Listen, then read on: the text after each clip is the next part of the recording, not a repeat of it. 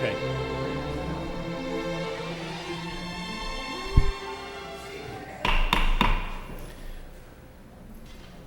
Okay. Good evening, ladies and gentlemen, city councilors, members of the public. The city council is meeting this evening in open session for the purpose of publicly interviewing candidates for the position of city manager. Having all councilors present, I will announce the format for the interview process. Same format as was followed Monday evening. There will be two candidates interviewed this evening. Each candidate will be given the opportunity to make an opening statement for approximately 3 minutes, after which each city councilor will have the opportunity to interview each candidate for a period not to exceed 5 minutes, at the conclusion of which the candidates will have an opportunity to make a closing statement not to exceed 3 minutes. I think we could all be seated. I would ask Mr. Lynch to come forward.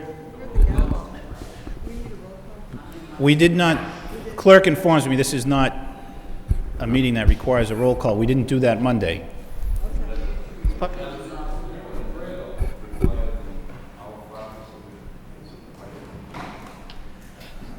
Just trying to follow the same format as Monday. So, Let's not welcome, change the Mr. Lynch. I'm rules going to now have a here, seat at the last station, and we will begin this evening with questions from Councilor Elliott after you make your opening remarks.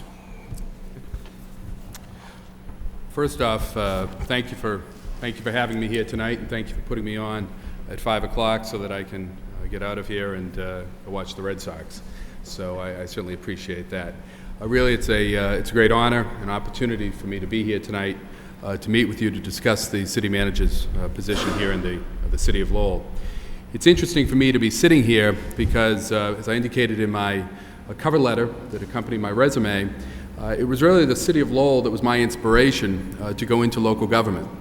I remember as a young, I grew up in the Ashland, Framingham area. I remember coming up here in the 1960s when my brother attended Lowell Tech, and I was, certainly it was really one of the first cities I'd ever been to. It's a completely different world from the sort of rural area that I grew up in. I ended up coming back here, though, myself in the 1970s to attend the University of Lowell State when I began. And I was here during the period of time when the revitalization of the city really took off and really began. And it was intriguing. It was very exciting to be here watching what was going on in the city and seeing what the rebirth, really, of a city that had seemed to have had its best times. And I think that seeing what happened in the 1970s and what's happened since, clearly the best times in Lowell still lie ahead from where I sit. As I say, I was a political science major at the university. I was interested in government for a number of years, but it was really, as I say, the city of Lowell, what was going on, that got me interested in local government. Because it was really clear to me that local government was the first line of providing services to the citizens. I went on to the University of Massachusetts in Amherst and received my master's degree in public administration. Had a short stint working for the Massachusetts Housing Finance Agency, really working on neighborhood revitalization projects for the agency and trying to get more affordable housing out into the communities. In fact, I worked with a number of projects here in the city, Market Mills being one of them. Again, I was fascinated with everything I was seeing as state and federal resources were being put into the city and other urban areas, and really it was the energy that was making that all possible. After spending that time in the state, it really became clear even more to me that local government was where I wanted to be.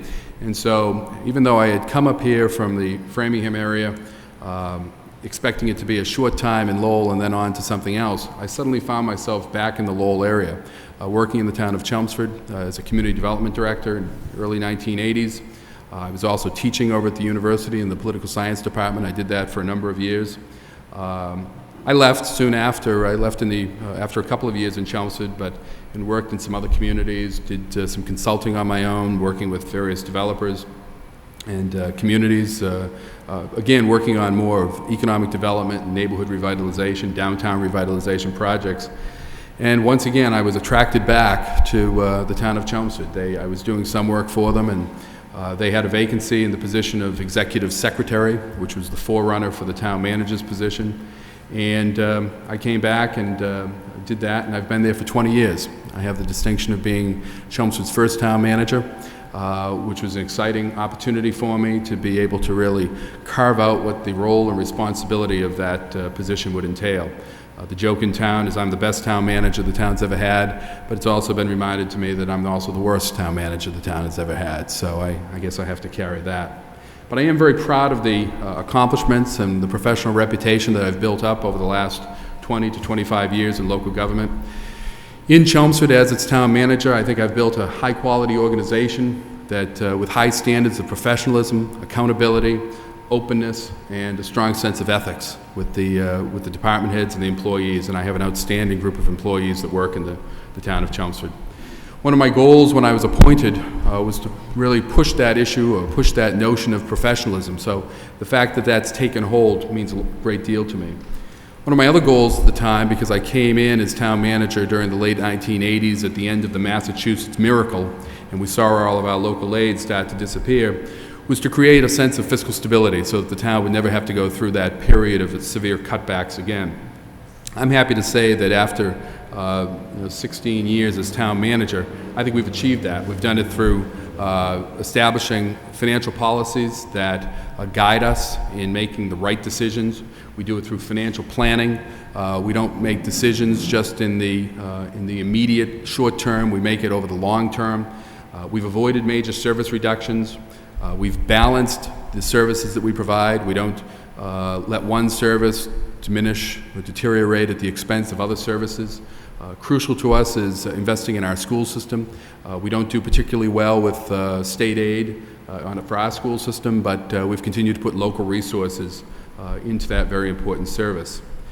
We've experienced a bond rating upgrade during that period of time as we built our reserves up to about 10% of our operating budget, some $8 million. We've carefully worked that down based upon a plan. And I think that's significant, that it isn't just hitting those reserves just for the sake of hitting them to deal with the short-term problem, but instead to look at it again over the long term. Recently, we were able to retain that bond rating when many other communities, and I know the city of Lowell experienced a downgrade within the last few months. It's something that's happening everywhere, and I was very pleased that the Standard & Poor recently upheld our excellent bond rating. We've engaged in major infrastructure projects over that period of time. One of the problems in Chelmsford is it grew very quickly during the 1960s, and the infrastructure never really kept up. But during my time there, we've built a $109 million sewer project that I played a role in terms of the financial planning element. We've built a new library. We've built a new police station. We've built a new elementary school, or effectively a new elementary school. We've invested in all our other elementary schools and brought them back up to near new condition. We're currently doing a $31 million project for our high school and 2 middle schools.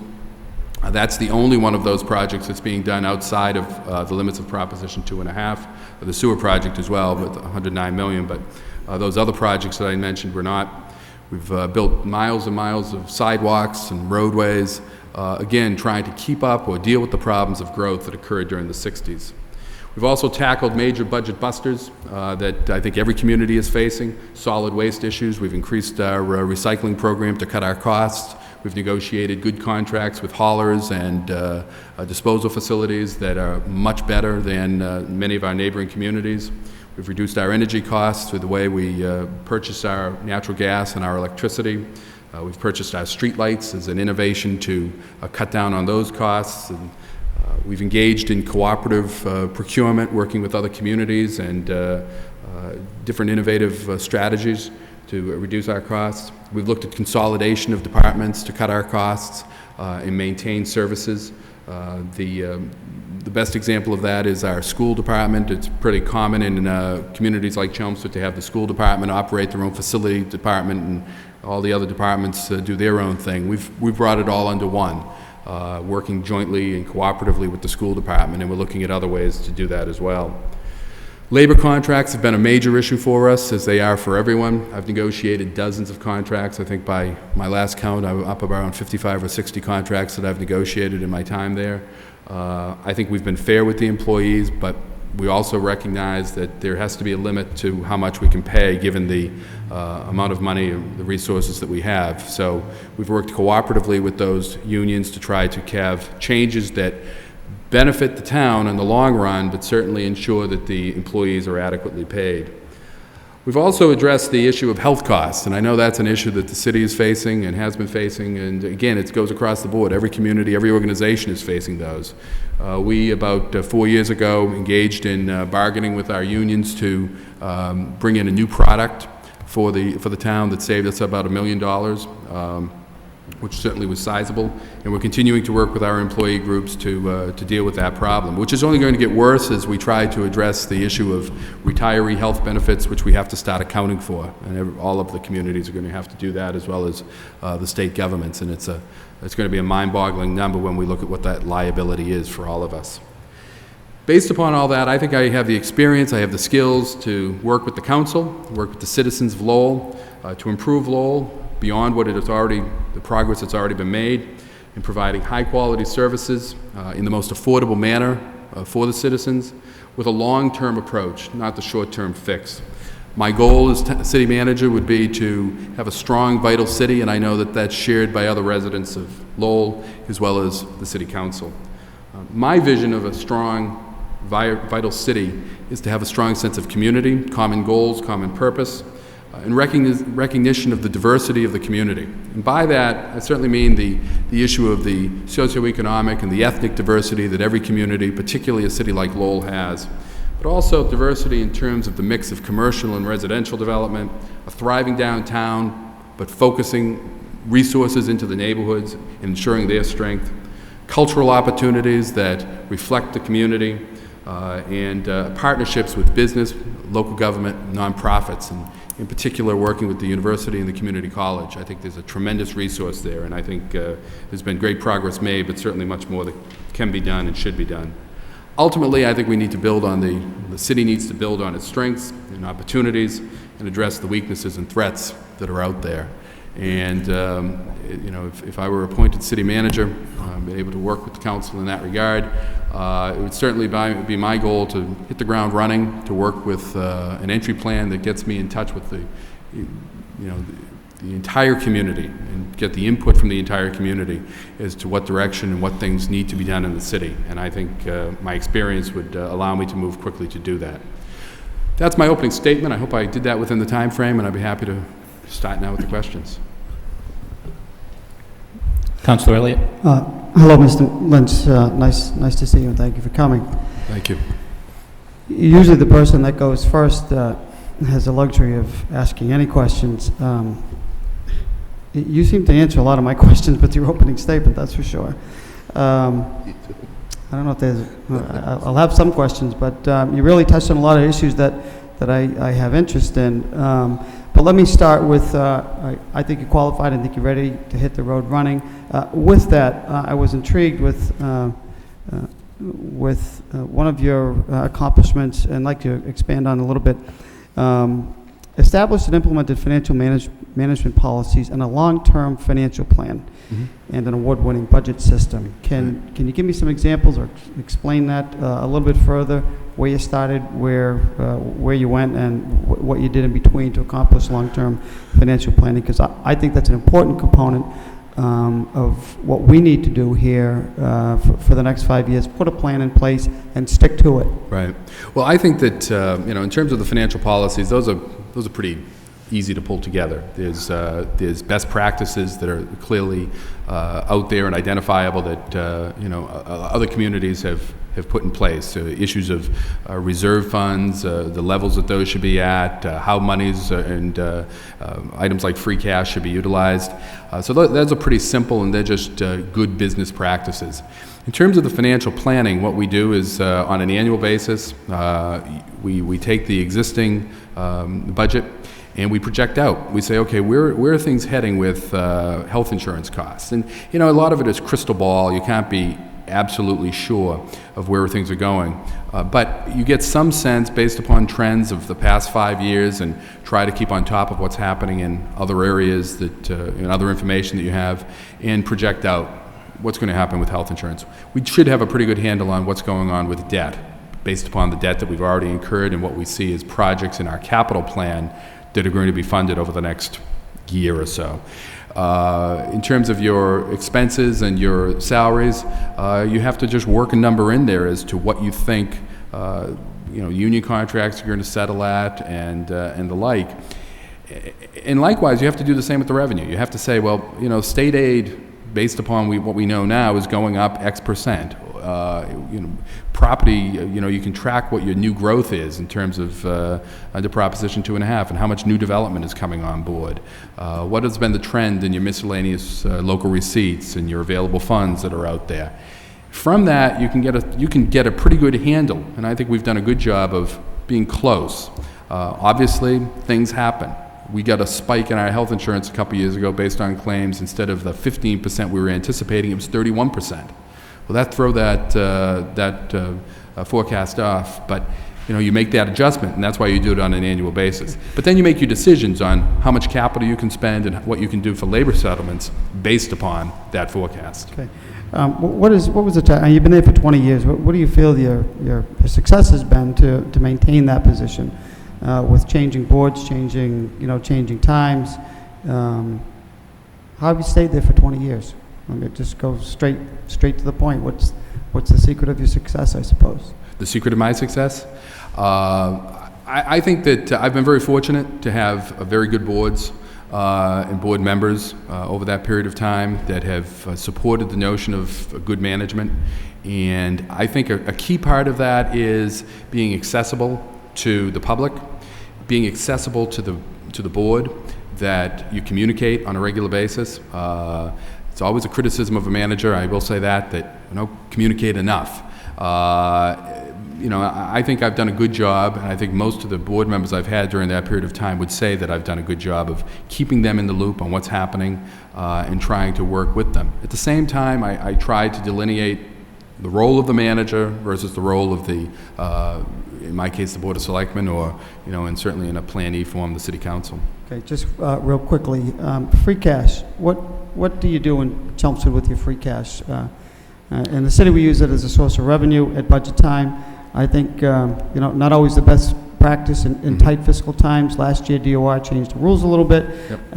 Anything after 60 days is not allowable to carry forward, put us in a much tighter position. What do you do in Chelmsford? What have you done? Excuse me. When we use again, this is a policy or direction that I've really pushed for the town to adopt, and the Board of Selectmen again have adopted this. And town meeting, I have to go to town meeting twice a year to work with 162 representatives, and they've bought onto this as well. The free cash should be treated as one-time money, and you should do basically three things with it. You should either buy one-time items.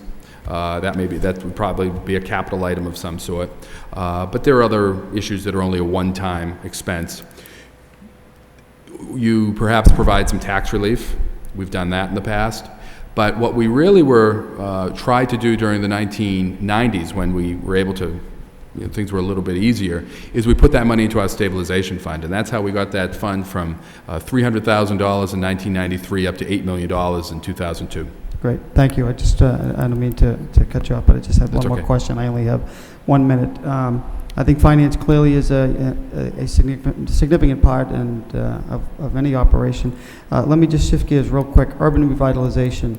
I think that's one of the largest issues, a number of issues that we have facing the city. It helps the tax rate. We need more commercial growth.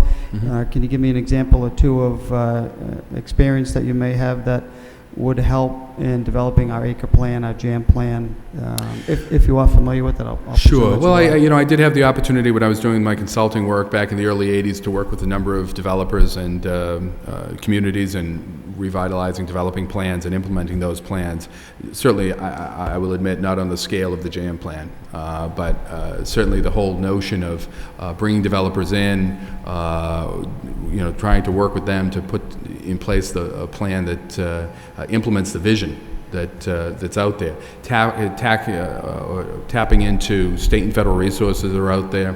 I was at a meeting just yesterday. There's some interesting legislation the City of Boston is pushing to utilize new developments to leverage the payment of public improvements, so that the developer itself is paying for those public improvements that are necessary. It makes those deals a lot easier to make happen. So certainly I've had experience in bringing businesses into Chelmsford. You know, oftentimes it's very simple to have done, but a lot of times it's a hand-holding, streamlining the permitting process, and being accessible to those businesses as they look to locate in the community. Thank you. One quick question, almost a couple answers. Quick answer. In Chelmsford, your immediate administration, what type of staff is directly under you? A finance person, or is it the accountant? It's about 10, Economic development, 10, 12 I guess. people. I should keep track of that. The chief financial officer, the finance director, who also serves as our treasurer, the town clerk, going around the room, the public works director, the police chief, the fire chief, the senior center director, council and human services director. Thank you. My time's up. Thank you, Mr. Lynch. Appreciate your answers. Thank you. I think it's Councilor Martin. No, I will. Oh. I will take it. That's all right. Do you want me to go? No, I no, don't no, mind. no, that's fine. Welcome, Bernie. Thank you. You have made it very difficult for us simply because your resume is just unbelievable, and your presentation, you know, eliminated an awful lot of questions that I had. So I feel bad for the rest of my colleagues who have to ask you That's what I was trying to do. Right. So. Well, you were very effective at it. Did you start eminent domain proceedings yet against the Polo KDs? I'm sorry? Have you started eminent domain proceedings yet to get those poles relocated? No, we will though. I That was have just that in my back pocket. a little private joke. When you were at MHFA, did you work for Miles Siflinger? No, I was there before Marv Siflinger. I was there with John Eller. Oh, He okay. was the executive director when I was there. Okay. I want to talk a little bit about the levy. Are you at the top of the levy? Which, yeah, for all intents and Okay, for all purposes, we're intents. just below it. Can you just explain to me why that happened? I mean, it is actually a budgetary principle to try to stay below it. Why have you reached the top? Well, I don't know if it's a budgetary principle to stay below it. Every community is different on how they do that. I think most communities do, in fact, go to the top. I know that the city of Lowell does not, and certainly I understand why they don't. And you know, that's something that you know, I think we'd want to avoid. During the 1990s, we were able to hold it below the top because we had free cash that we could put back in. There is an important difference between the city of Lowell and the town of Chelmsford, though, in terms of our budgets, and that is primarily that I believe the school budget here in the city of Lowell is funded 85% or thereabouts by state aid. In Chelmsford, it's 15%. We've actually seen a reduction in our state aid. We're still not up to the level we were in 2001. So we have had no choice but to go to the maximum levy limit. But I think our track record, when we do have money, is we're able to hold it below that levy limit. Was there an attempt by the town to get an override for something other than a school? Did you have 2 override questions to the voters? We've had overrides and exemptions. For overrides, back during the early 1990s, and this is what I wanted to try to avoid moving forward and trying to build up those reserves. But in 1991, there was a successful override for the school budget. I mean recently. Oh, and recently, there hasn't been any overrides recently. The last one was in 1993. Okay. And your budget's approved already? Yes. And in that budget, you have sufficient revenues to fund the union contracts? We, right now, have not included money to fund any union contracts, and we have about 5 of our unions coming up for negotiation. We will have How would you fund it if you're negotiating where somebody gets an increase? Well, obviously, I have to be a little careful on how I respond to that, given my I understand that. existing position. But we would work with the unions on ways to fund that and look for other resources within the budget. The important thing is that we can't fund union contracts if we don't have money. Last go-around of union contracts, we settled most of them, really all of them, with a 0% the first year, a 2% the second, and a 2 or 3% the third year. The unions recognized that we didn't have money that first year, So we would probably, Are there 3-year contracts, 2 years? generally, we do 3-year contracts. What is the percentage of reserves right now in your budget? The Or total, stabilization, or whatever you want. right now, we have about $3.8 million. We did take some more money out of that this year, but it's in our plan, which is carefully spelled out on how we use that stabilization, we intend to put $1 million back in. But as a total of our reserves, we're just about 5%. The pension reform that you're looking for, as I understand it, because of the system you're in, wouldn't apply to Lowell.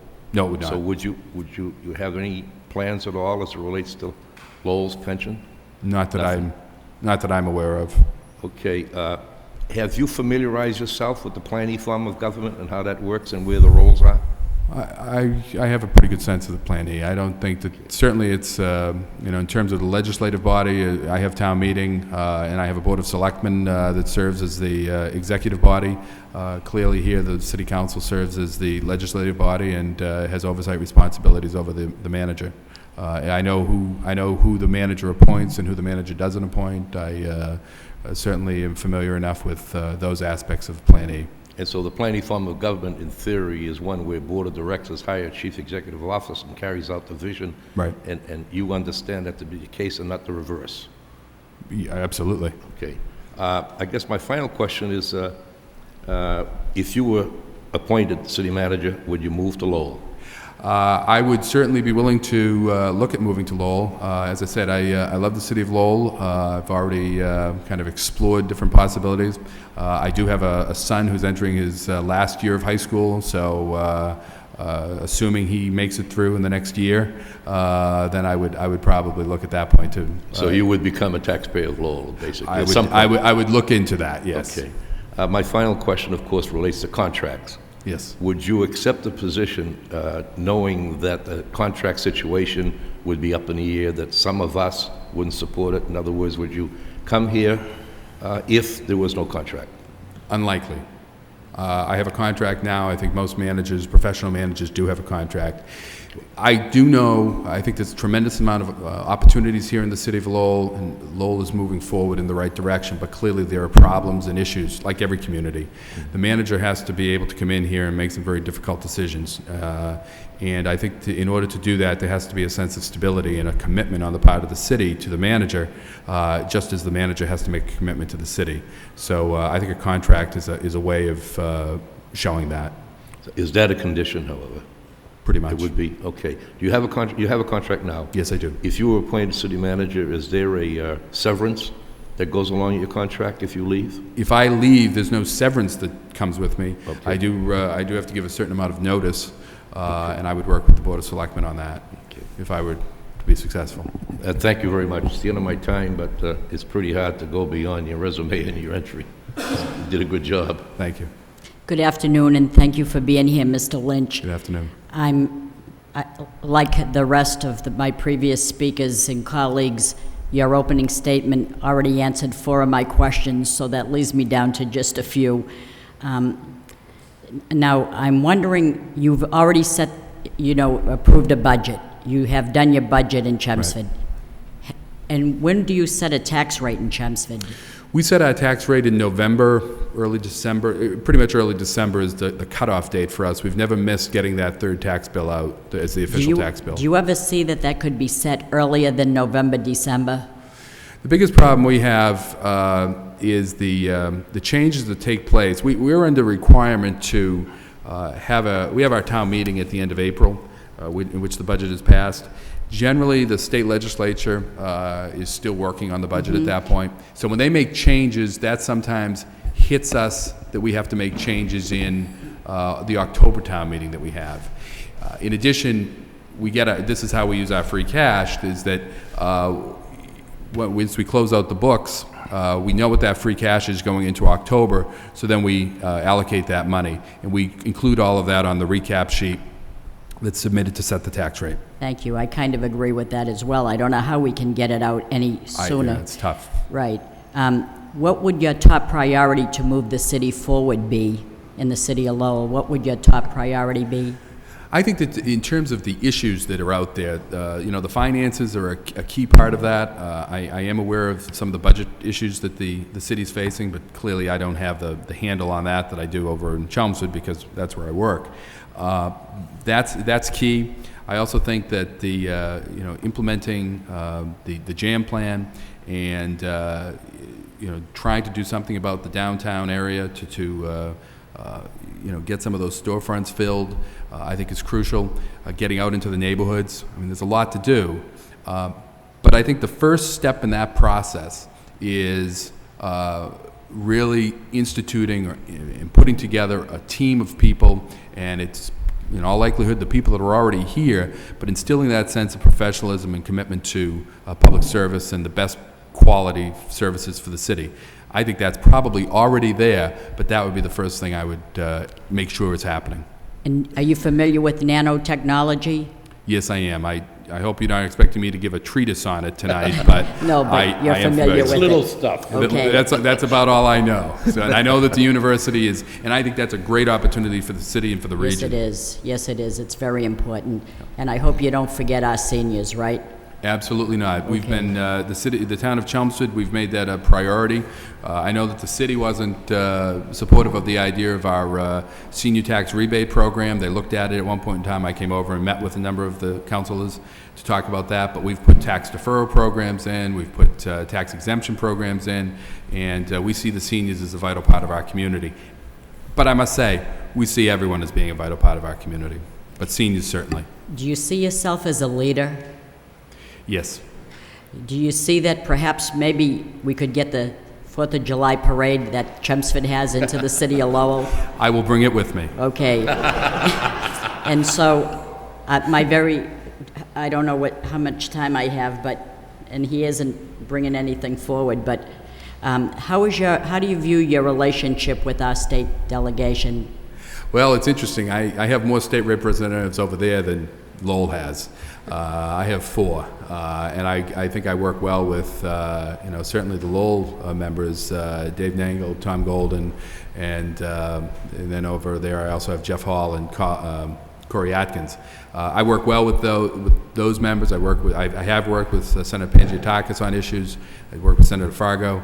I'm also very involved with state organization and on state policies and state legislation for our municipalities. So I just keep a handle on that, and I work well with all of those people. And I hope they would say the same about me. All right, thank you. I know my time is limited. Thank you. Thank you. Thank you. Good afternoon, Bernie. Good afternoon. And again, thank you for your interest in this position. I'd like to begin by talking a little bit about, or having you talk a little bit about the public-private partnerships that have that made Lowell successful over the last couple of decades. Right. Groups like the Lowell Plan and the Lowell Development and Financial Corporations. What would your commitment be to those groups if you were to be elected city manager? How would you strengthen those partnerships? Yeah, I think I touched upon a little bit of that in my opening statement. I think that the partnership is crucial. I think because Lowell is really the success story for those types of partnerships, a model of many other communities. I suppose that you could go to the old vault in Boston to look at that public-private partnership as well. But Lowell, with the Lowell Plan, has really been something that other communities have strived for. We tried it a little bit in Chelmsford with our. It's been so long I can't recall the name of it. It took off during the early 1990s to try to get some businesses in. It had some success. We've had more ad hoc type of partnerships. The Route 129 corridor was the road improvement projects were funded jointly by state, local, and private. Likewise, the sewer system that's out there. And we worked well with the businesses to make that happen. So I think it's crucial. Thank you. Can you tell us a little bit about your relationship with the Chelmsford Housing Authority? I know David Hedison has a very good reputation statewide, and Yes. And during your remarks, can you tell us a little bit about the family affordable housing that you have in Chelmsford at this point? Affordable housing is very important to us, not only because we're under the gun of Chapter 40B, but we have a real commitment. And that's a change that I've seen take place over the 26 years I've been in the area. Back in the early 1980s, towns like Chelmsford were resistant to signing off on different grant programs because it required that statement that you were going to support affordable housing. There was a housing plan that you had to buy into. That's changed dramatically. We've gone from 3% of our housing stock to about 6% of our housing stock. Crucial to that has been the partnership that we've built up between David Hedison and our community development director. That's another change I've made since I've been there. We didn't have a planner. We didn't have a community development director. We now have a top-notch person that's there that works jointly with David with developers building affordable housing. And we see it as crucial to the town's health and certainly to the region's health if we're expecting to continue to grow. Well, what would you do to market the city of Lowell? Either from a place to locate your business or even from a cultural standpoint, what would you do to support marketing the city?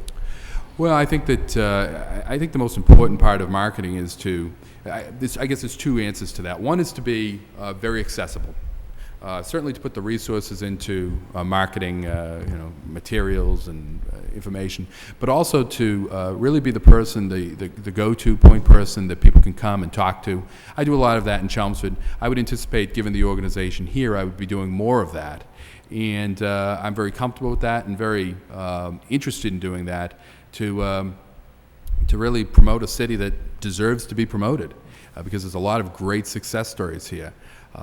The other part of promoting the city is the image that the city has in terms of its local government. What we want success stories. We want people to know that the city of Lowell is a well-run, stable community that, as I said earlier, embraces the notion of diversity, of the different interests that are out there, and it has a long-term view of what it wants to be.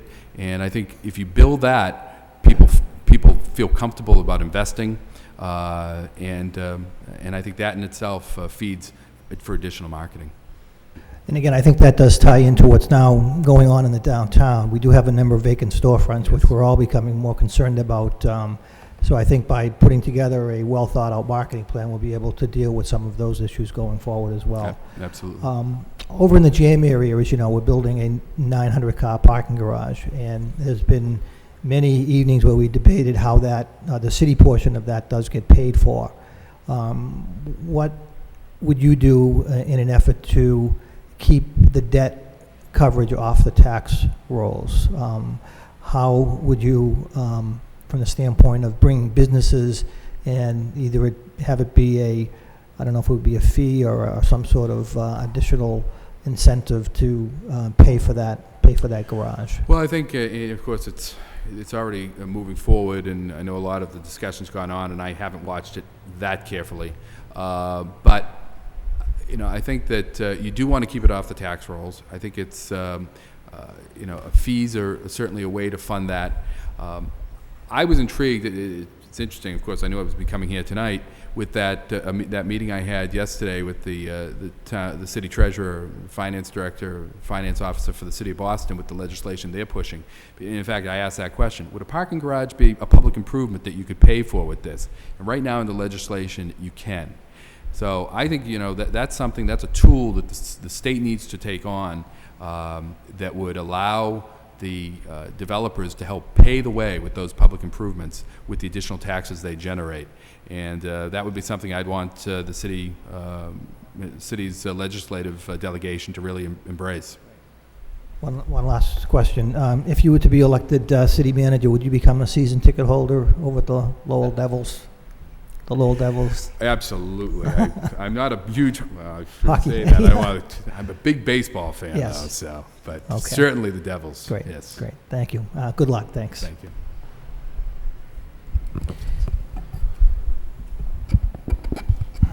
Good evening, Manager Lynch, and thank you for coming.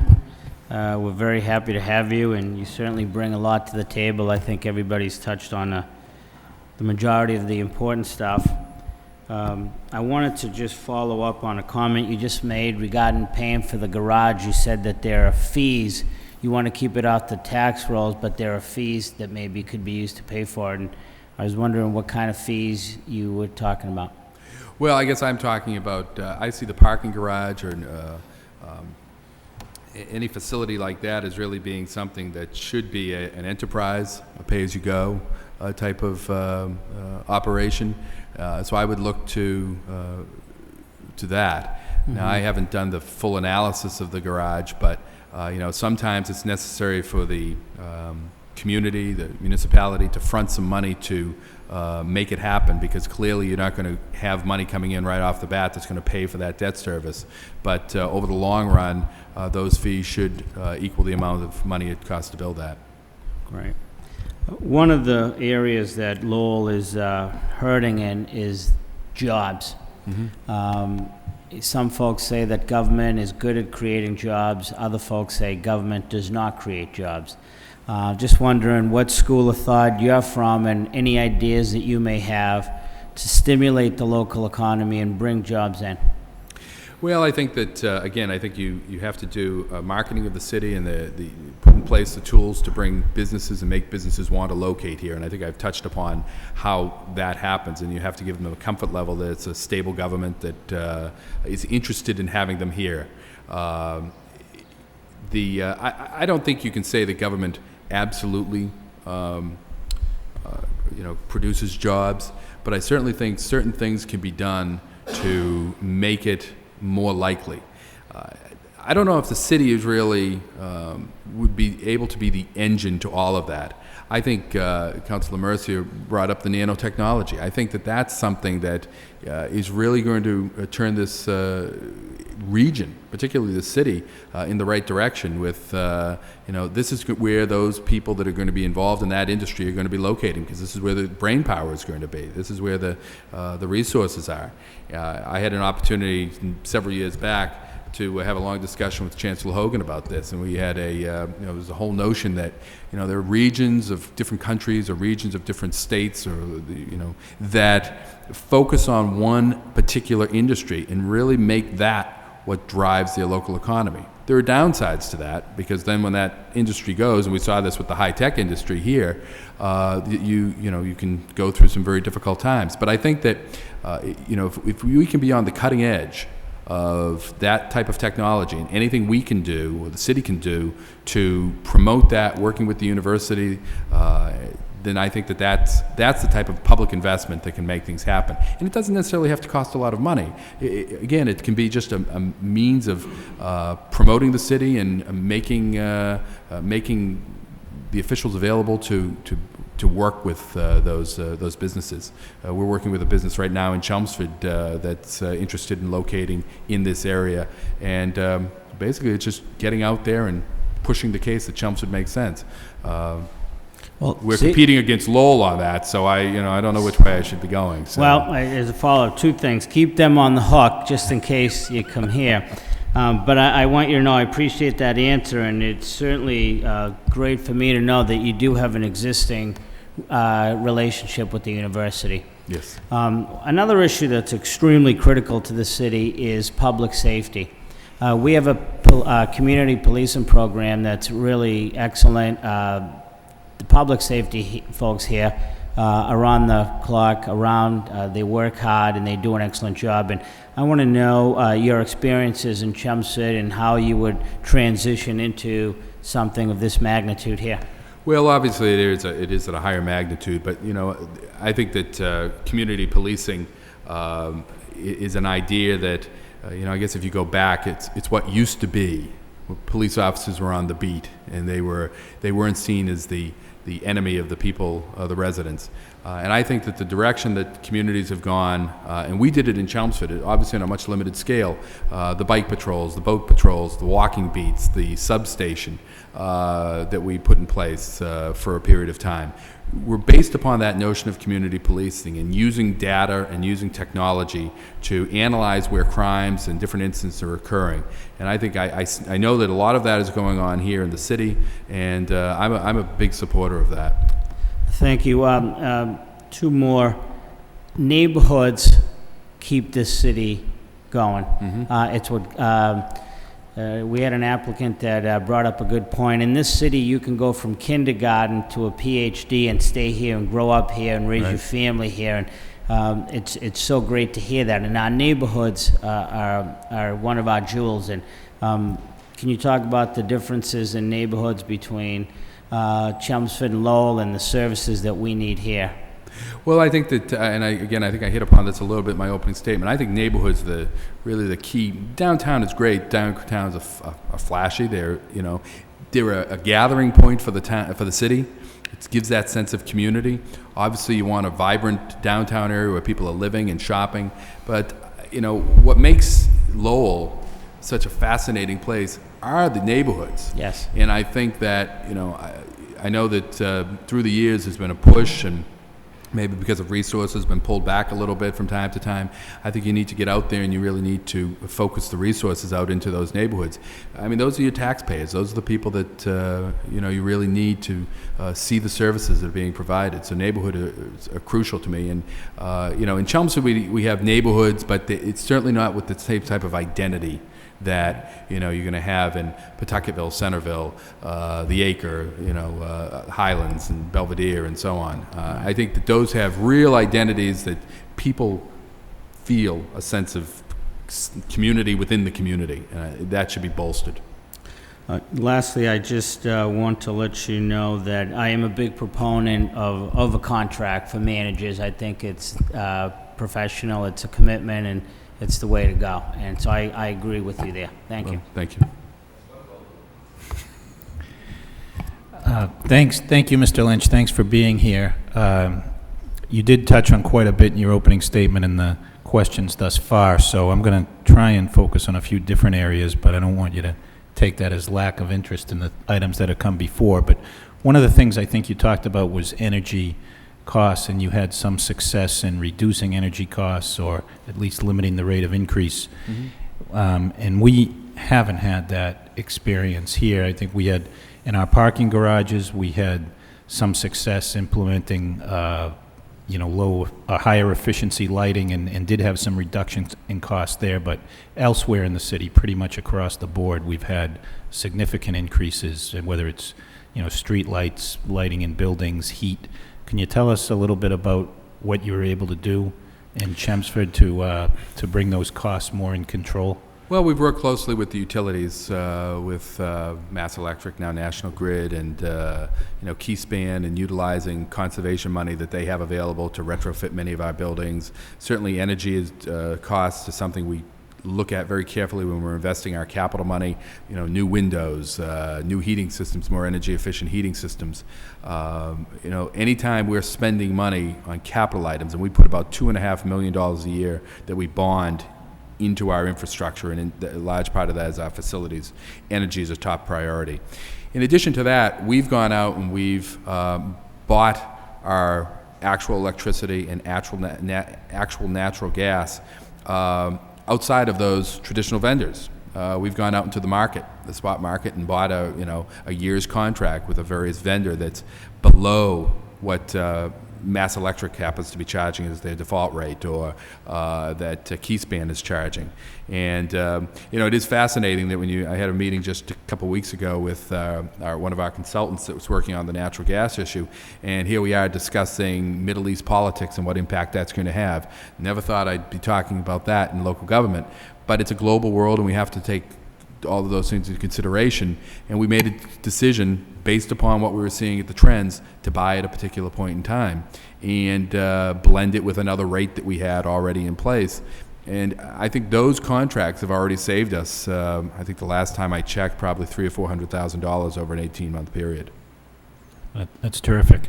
Councilor Mercier asked you, I think, about commitments to senior citizens, and I think all of us here would agree that that's important.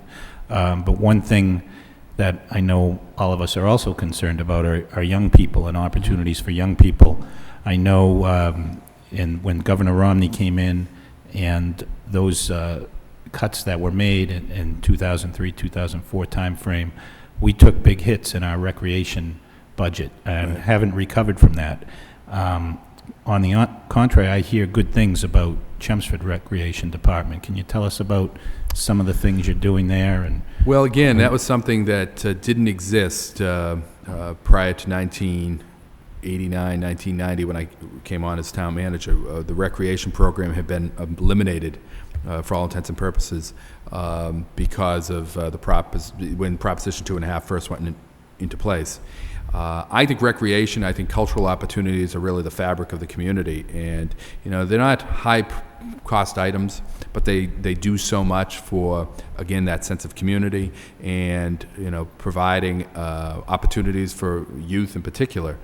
What we've done in Chelmsford is recreation is primarily user fee driven, which may or may not work in in the city of Lowell.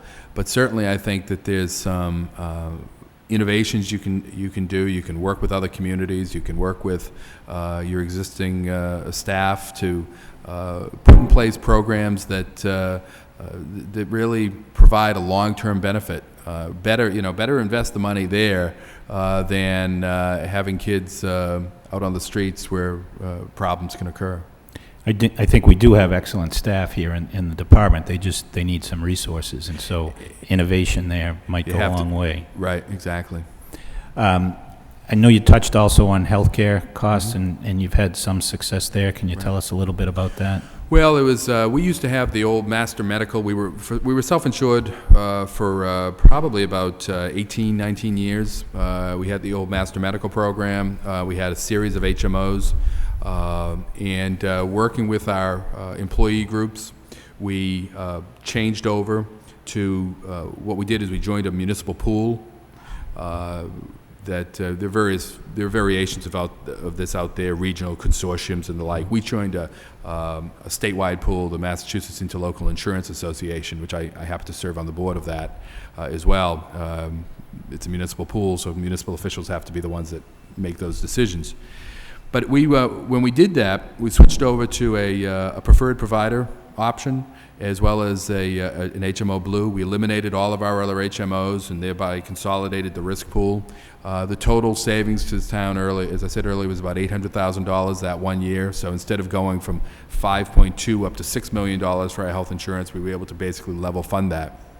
Simultaneously, we increased the contribution rate for our employees, and we were able to do that year, and we haven't tried to back away from that in any way, but it did save us money.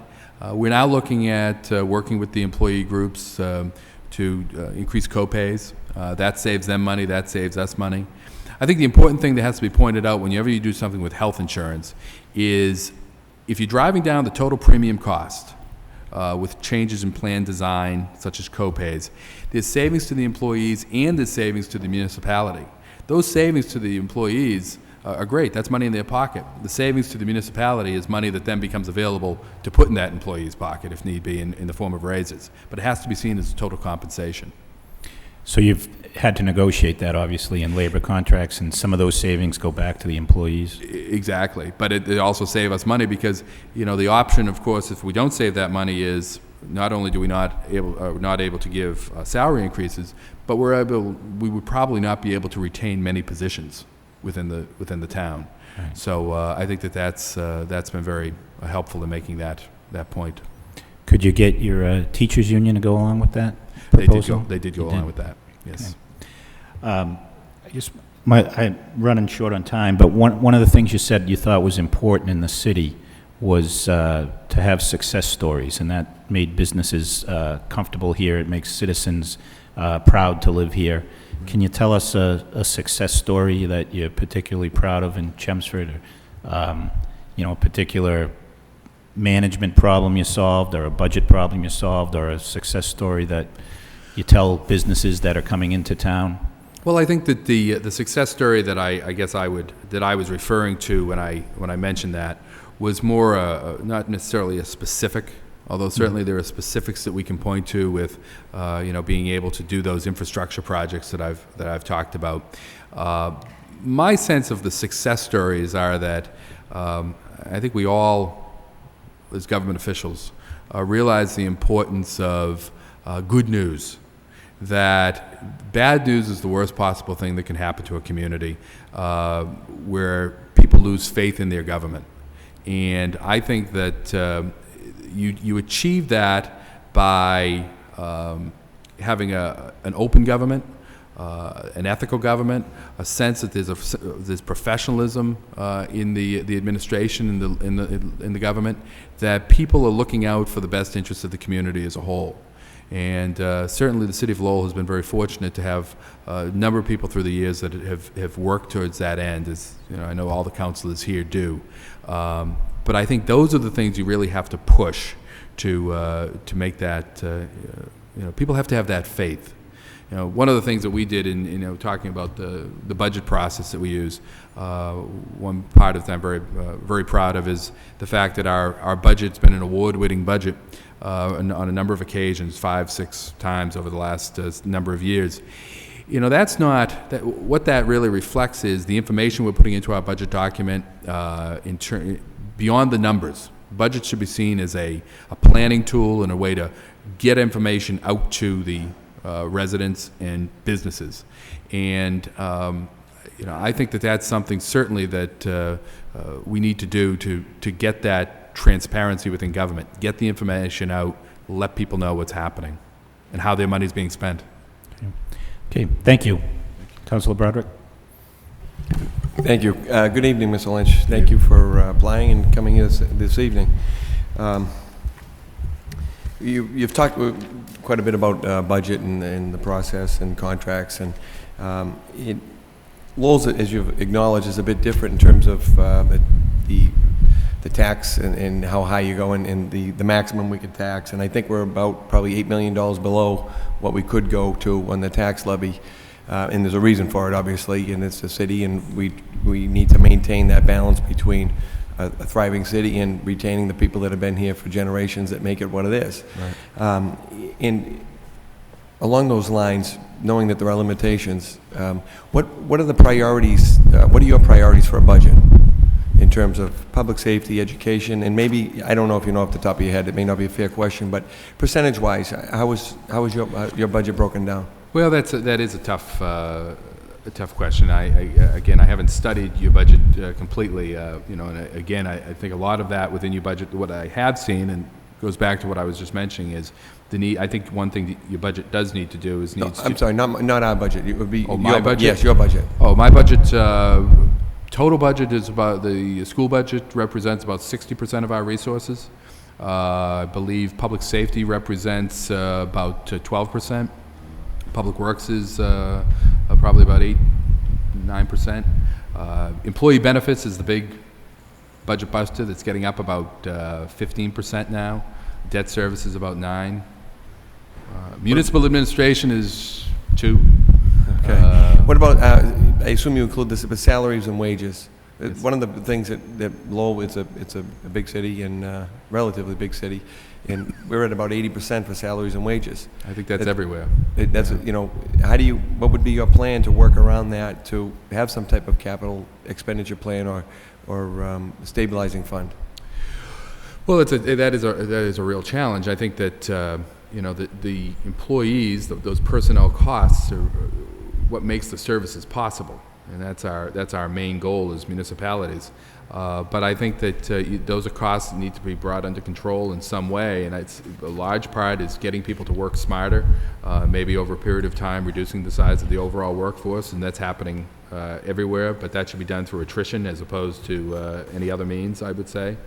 You can utilize, I think I mentioned technology that's out there, consolidation of functions. Outsourcing, I think, is something that we've been very successful at doing, that we utilize private vendors to do many of our services.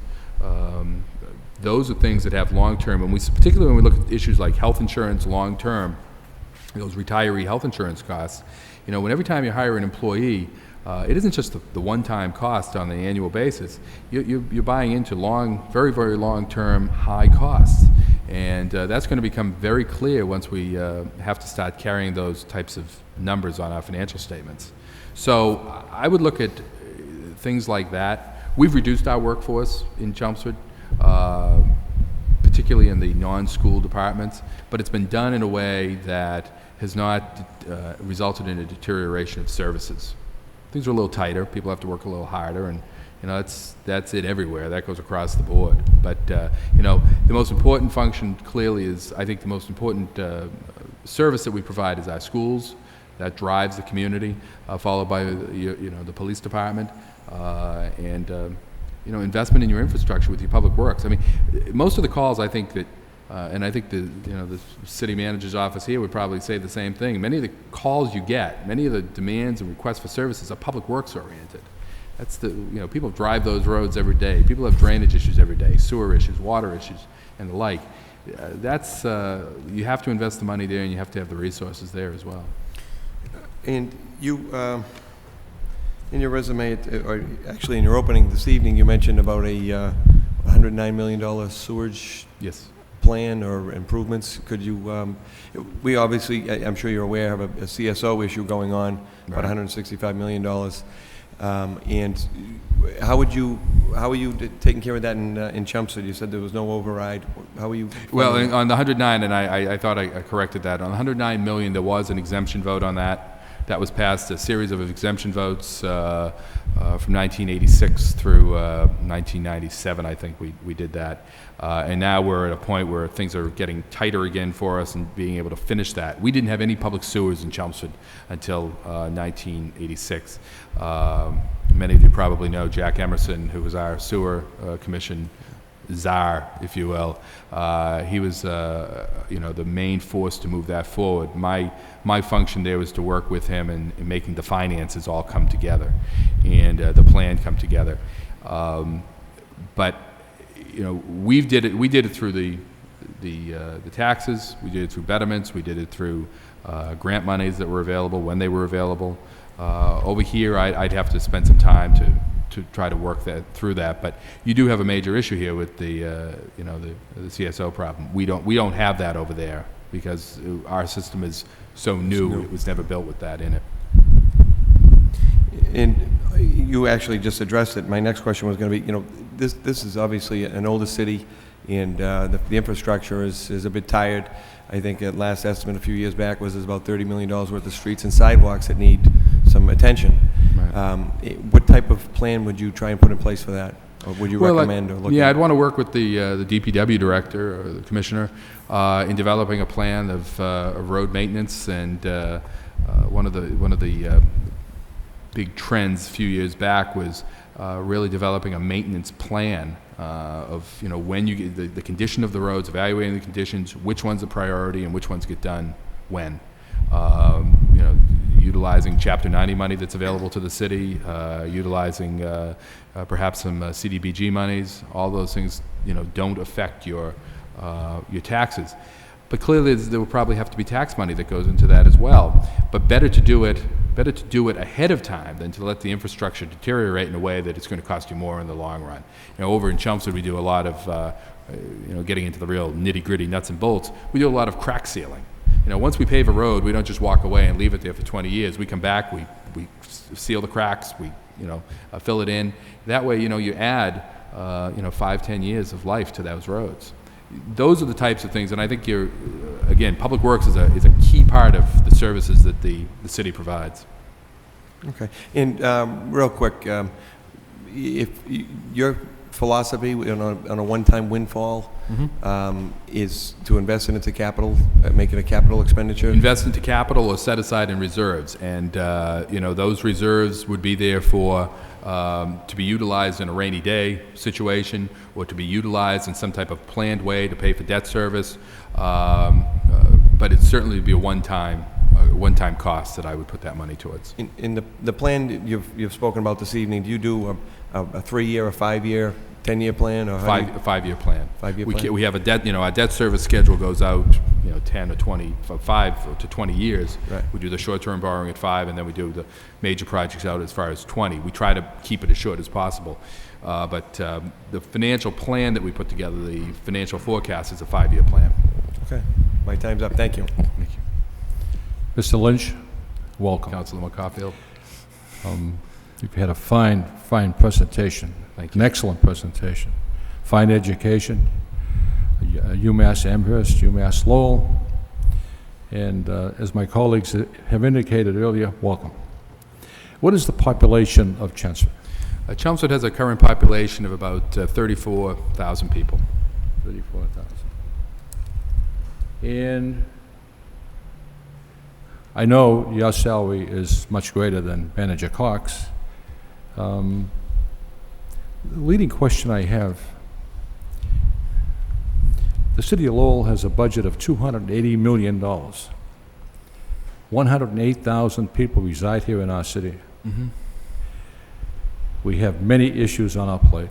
The control sewer overflow, the Helmer Canal, the demanding work schedule. Why would you want to leave the confines of the great town of Chelmsford and come here to manage the city? Well, as I said, Lowell is a particularly unique and interesting place for me because of the influence it's had upon me. I think there's some challenges here, some great opportunities. Lowell has a lot going for it, but there's a lot more work that needs to be done. There's a lot of work left in Chelmsford. You know, if the council chooses another candidate, I stay in Chelmsford and I'm very happy there. But I think that I can bring those skills, that experience, that energy to work with the council, to work with the citizens, to really bring Lowell to the next step. And you know, the issues and the challenges that Lowell represents intrigue me. With the you know, many of the financial issues you're facing, the infrastructure issues, the urban development issues, those are things that I'm not going to get in Chelmsford. I have other things to do in Chelmsford, but those are interesting to me. Okay. In our conversation, I appreciate the fact you did call me.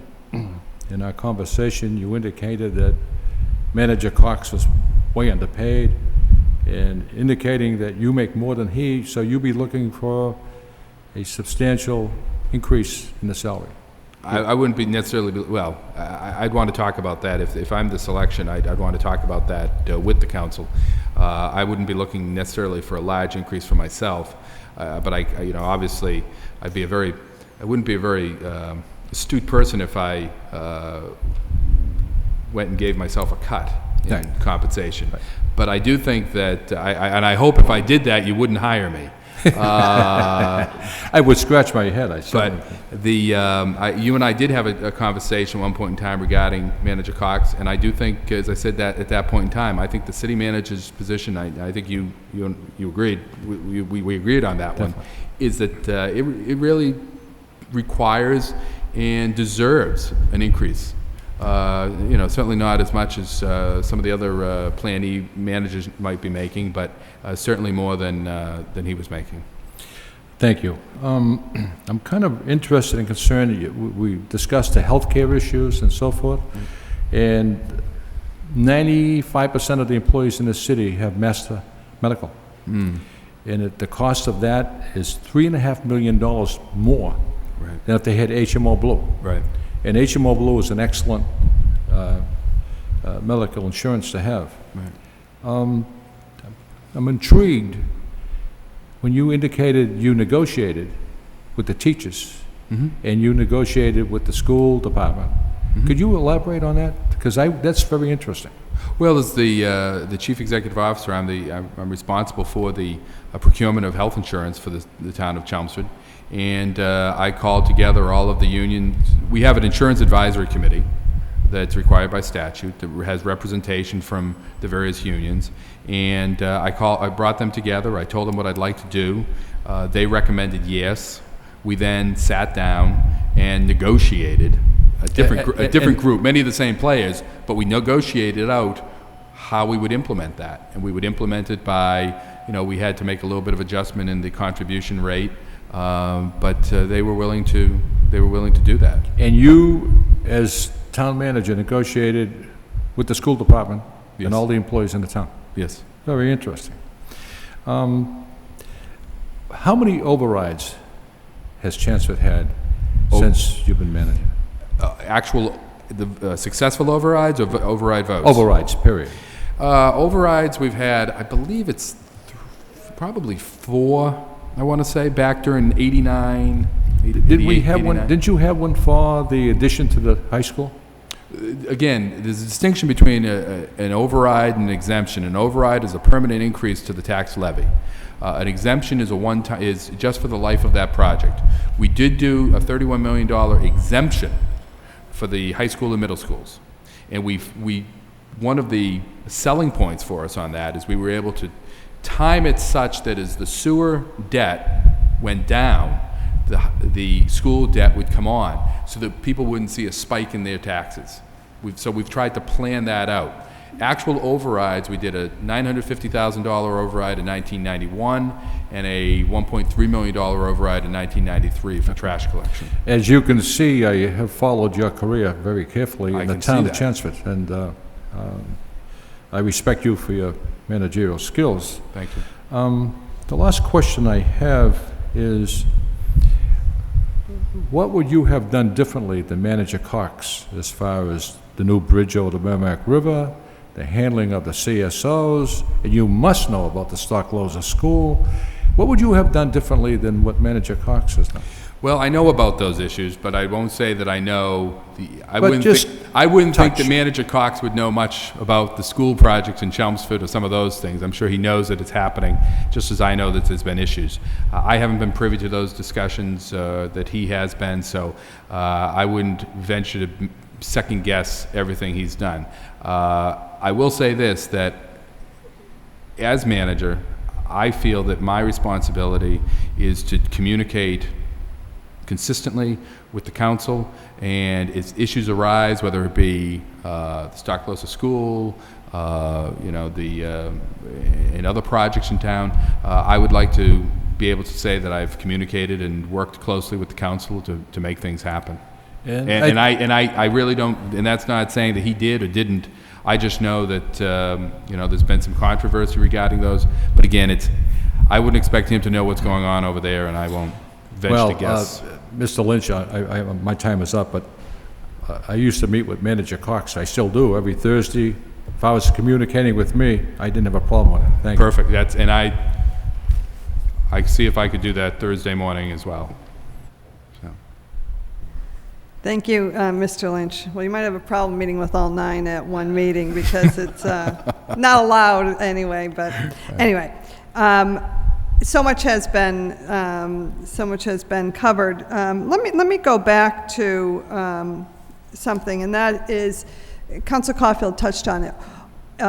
As to, you could be viewed as someone who's you could be manager for life in Chelmsford. Now, no disrespect to the board out there, but that's, what some perceive.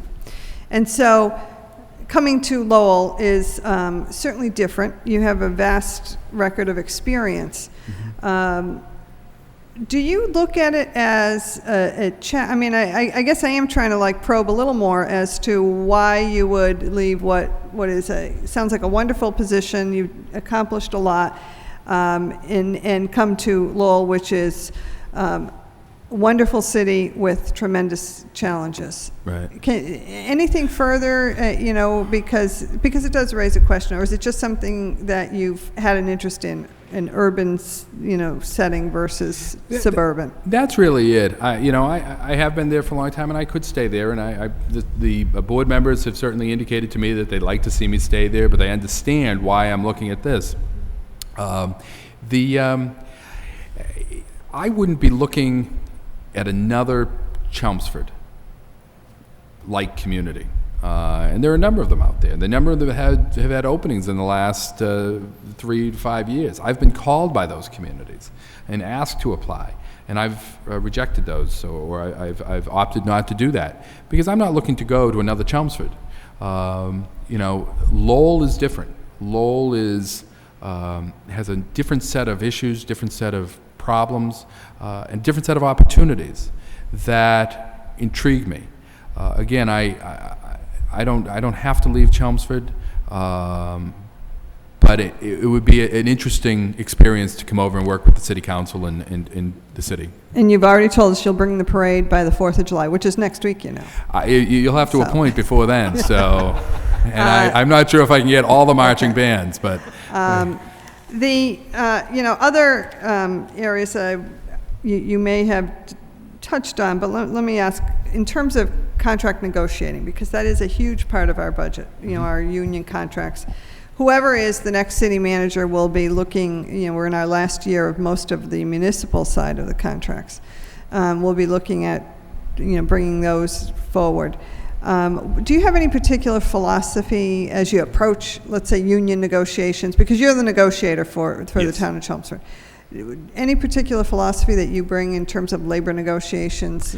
Well, my goal is always to work something out quickly that's a win-win, recognizing that the employees need to have some type of appropriate compensation, appropriate benefits. At the same time, I think it's crucial that the municipality, that the city would have something that was affordable and some changes perhaps, or we want the right type of management language within the contract that allows us to make things happen the most effectively. So you try to do those trade-offs and look at the contract as a whole. What about those healthcare savings that you've already talked about? Were those difficult to get the unions to buy into? The first time round, well, it was actually probably the second or third time round before it actually happened. I think second.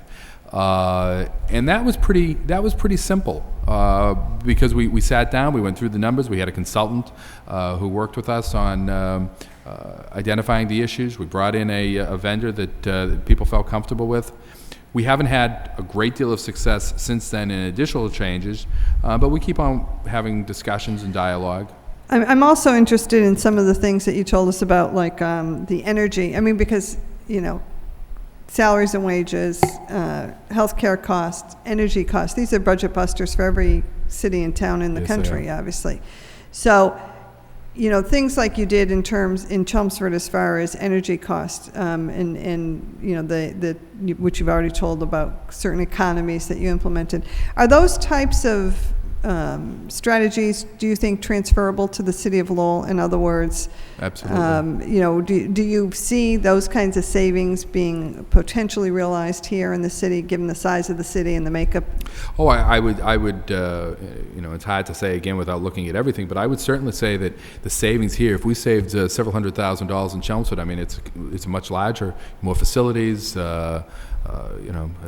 certainly I think those types of savings could be realized here as well. And it's just, being willing. And one aspect of my career and the way I manage is I try to, this is my profession. This is what I love to do. And I keep in touch I work closely with other municipalities, other managers. I try to steal ideas if I can. And if I hear of something that's going to make sense for the city, then I'm going to try to bring that back. Or borrow them anyway. Borrow the ideas. Well, Yeah. geniuses create and brilliant people create and geniuses steal. So we'll just steal those.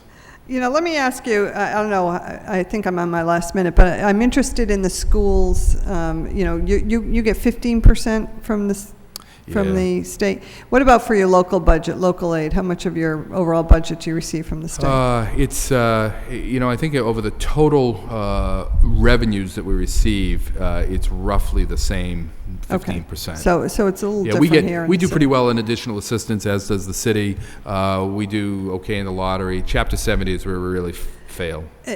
In terms of working together with the school administration, because they take 60% of your budget, probably the same here with all our related costs, which is a huge That's right. amount. And I'm including everything in that. All right, so yes. you've had success in working together with the school department in order to bring savings and cost savings and so forth? Yes, there's a natural butting of heads that happens from time to time. Well, that was my question. Did you experience the them and us type of approach? Oftentimes, the superintendent and I have some disagreements on some various items, but we always come together in time for town meeting and to make the budget pass. Do you have that philosophy that should happen? In other words, that you should work together with the schools? Absolutely, Okay. absolutely. I guess my time is definitely out. I'm getting the axe, so thank you. Thank you. Thank you. Closing statement. Yes, Mr. Lynch, my you closing statement. have the opportunity to present a closing statement if you'd like. Well, I'll be very brief. I've enjoyed the opportunity to meet with you to talk about this, and I always enjoy that chance to talk about the work that I do, and I think it's clear that it is a passion for me that believe it or not, I love local government and love doing that work. And I think the city of Lowell is a great place. I wish you luck in your decision-making process. I know that looking at the other candidates that you're looking at, you've got a very qualified group of people there, and hopefully, I know that you'll pick the person that's appropriate to work with the city council, and I wish you luck in that. Thank you. Thank you very much.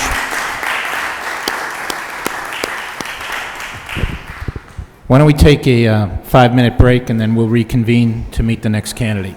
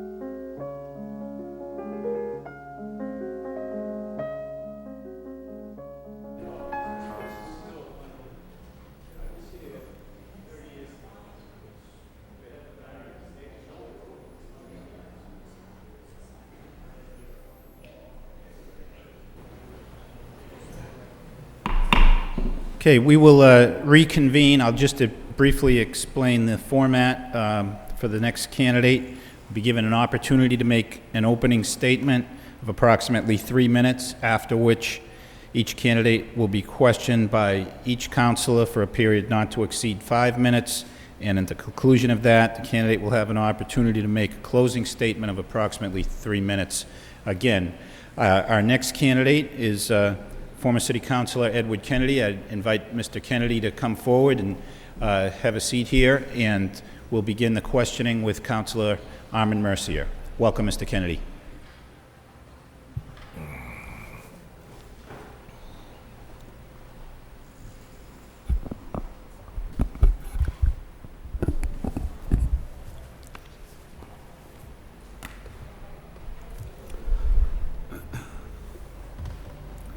Thank you very much. I want to thank all of you for allowing me to be one of the finalists in this process. If I could just summarize my my cover letter, I have a master's degree in public administration. I would bring to this job also 8 years of municipal experience, because I used to sit where you people sit right now. And I also have 8 years of executive experience as a county commissioner in Middlesex. For the past 10 years, I've been in the private sector and I've been out of government. I've had other responsibilities that I had to tend to. And so for the past 10 years, what I've really been is just a casual observer of county government. But I've never lost my interest. I've never lost my interest for city government or my love for this city. I've lived here my whole life. I grew up here. My parents lived here their whole life. I've had 2 children that I've raised here who went to school here in grades 1 through 12. I own a house here, and as mentioned before, I have 8 years I've served in municipal government here as well. During my time on the city council, which was quite some time ago, there were a lot of good things that happened. One would be the National Park. The National Park was during my time. So was the $5 million UDAG that built the first Wang Tower, and the hotel that's downtown. I'd like to help this, bring the city to the next level, and that's why I'm a candidate. And I hope you'll give me every consideration. Thank you. Thank you, Mr. Kennedy. Councilor Armin Mercier. Ed, welcome. Thank you. Just a couple of things I'd like to clarify is your role, of course, as a city councilor was a legislative role. Yes. As opposed to an executive role. That's right. In your cover letter, you do mention, and this is why I need some clarification, that your executive experience in the public sector was as a Middlesex County Commissioner. Yes. Didn't the county commissioners have an executive director, or didn't someone run the operation and carry out the mandate of the commissioners? I'm not sure how that worked. In other words, the way it worked right before I got there is there were 3 commissioners, and the commissioners served as the executive. Truly, they did. Right. They would not be there full time. They each had an administrative assistant that would do that, but they would do everything. When I got there, because of budget concerns, that position was put into one position, so there was a county administrator. However, the county administrator's role was not the same as, say, the city manager's role here. Mm-hmm. The county administrator's position, the county administrator was there for the day-to-day operation, but the commissioners oversaw the day-to-day operation. The commissioners negotiated labor contracts, and did all of that stuff, so that it was truly, it was an executive position. In my role, while I was there as a county commissioner, I was a lot of times more active than the other 2 commissioners. So I did a lot of lobbying over at the State House for different things that were of concern to the county and that type of stuff. Okay. How many city managers did you serve with?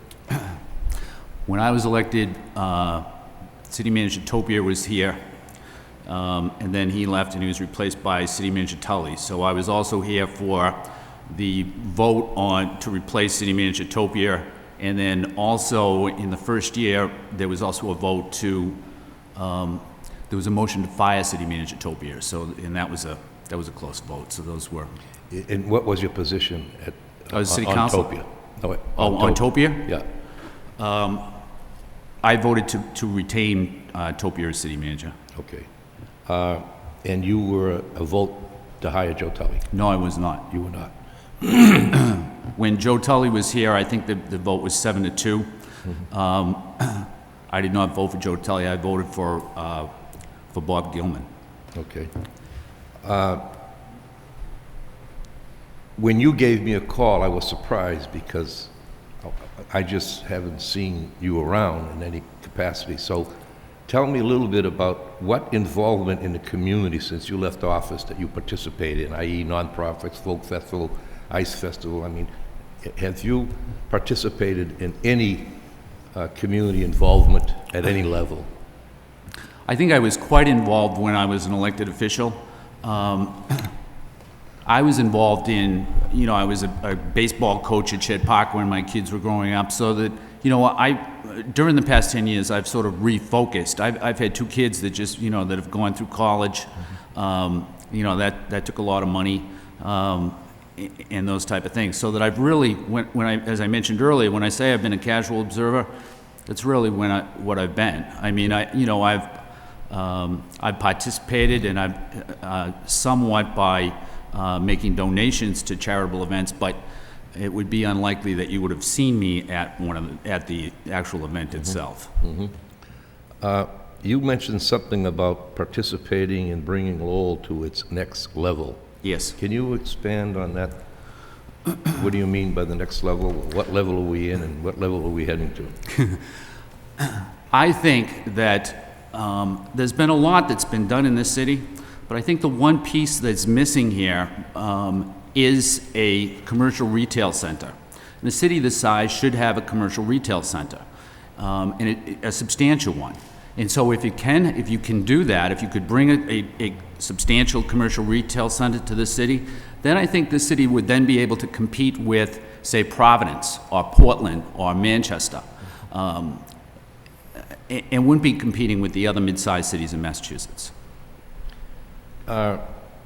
You at one time, or rather, do you still do appraisals for the city, DPD?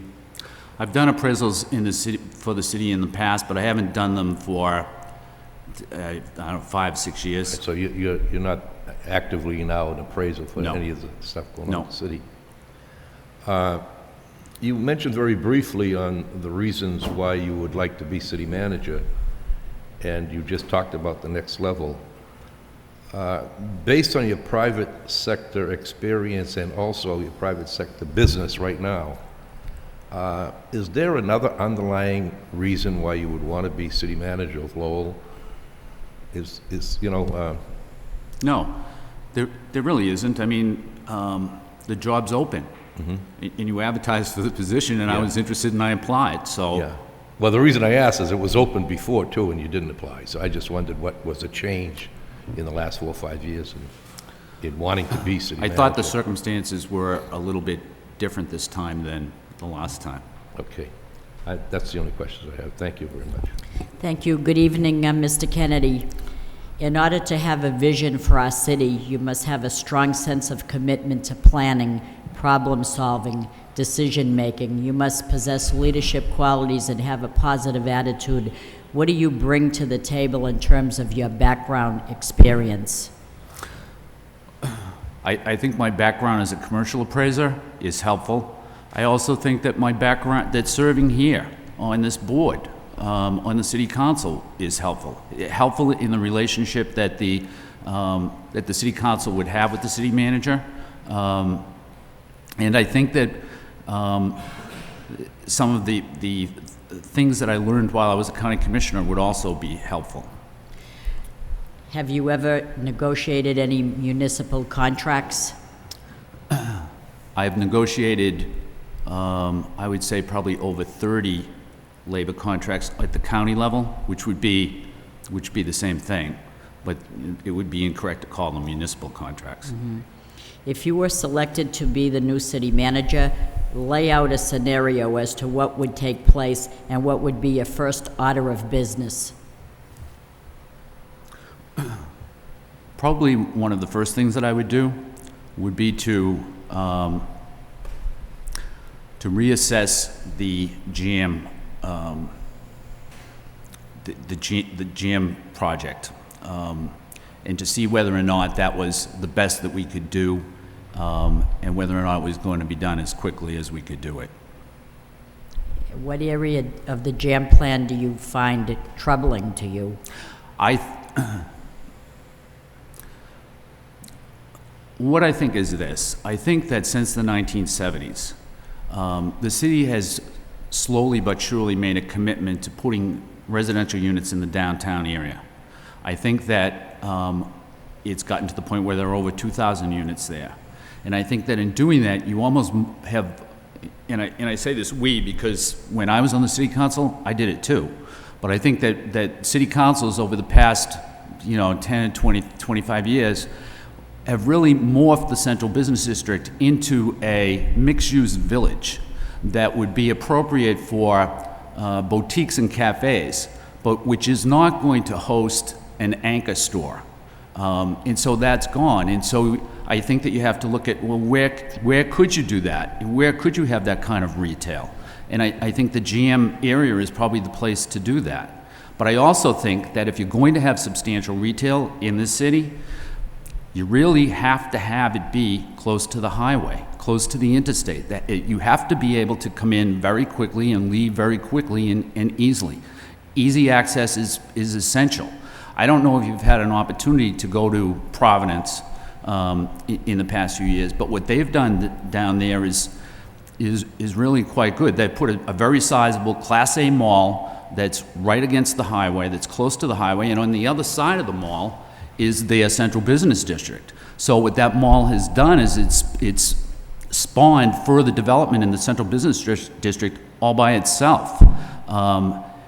And they've just done a good job down there. And I think that the GM area for this city, would be a good place where you could maybe do that, or that type of thing. And so that's what I mean. And you are familiar with nanotechnology? I'm a little bit familiar with nanotechnology, but I really didn't know anything about it until I heard you bring it up Monday, and I decided I ought to look it up. You looked it up. And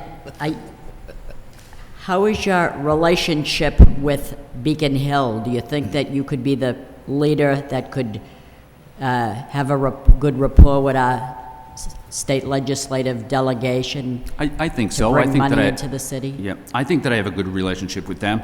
I also think that that relationship, the relationship between the city and the State House delegation and with the congressman, is essential. When Lowell has done the best, and when Lowell has done big projects, it's been when that delivery system, as it used to be called, is been in place.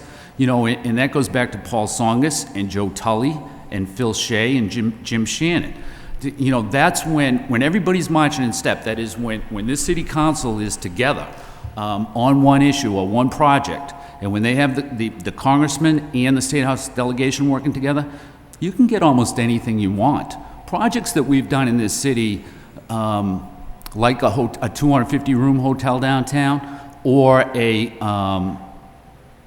National Park, or the Wang Tower, those were dream-type projects, but they came true, and they came true because we had that delivery system. So I think that one of the things that I would do is try to make that delivery system be as good as it possibly can.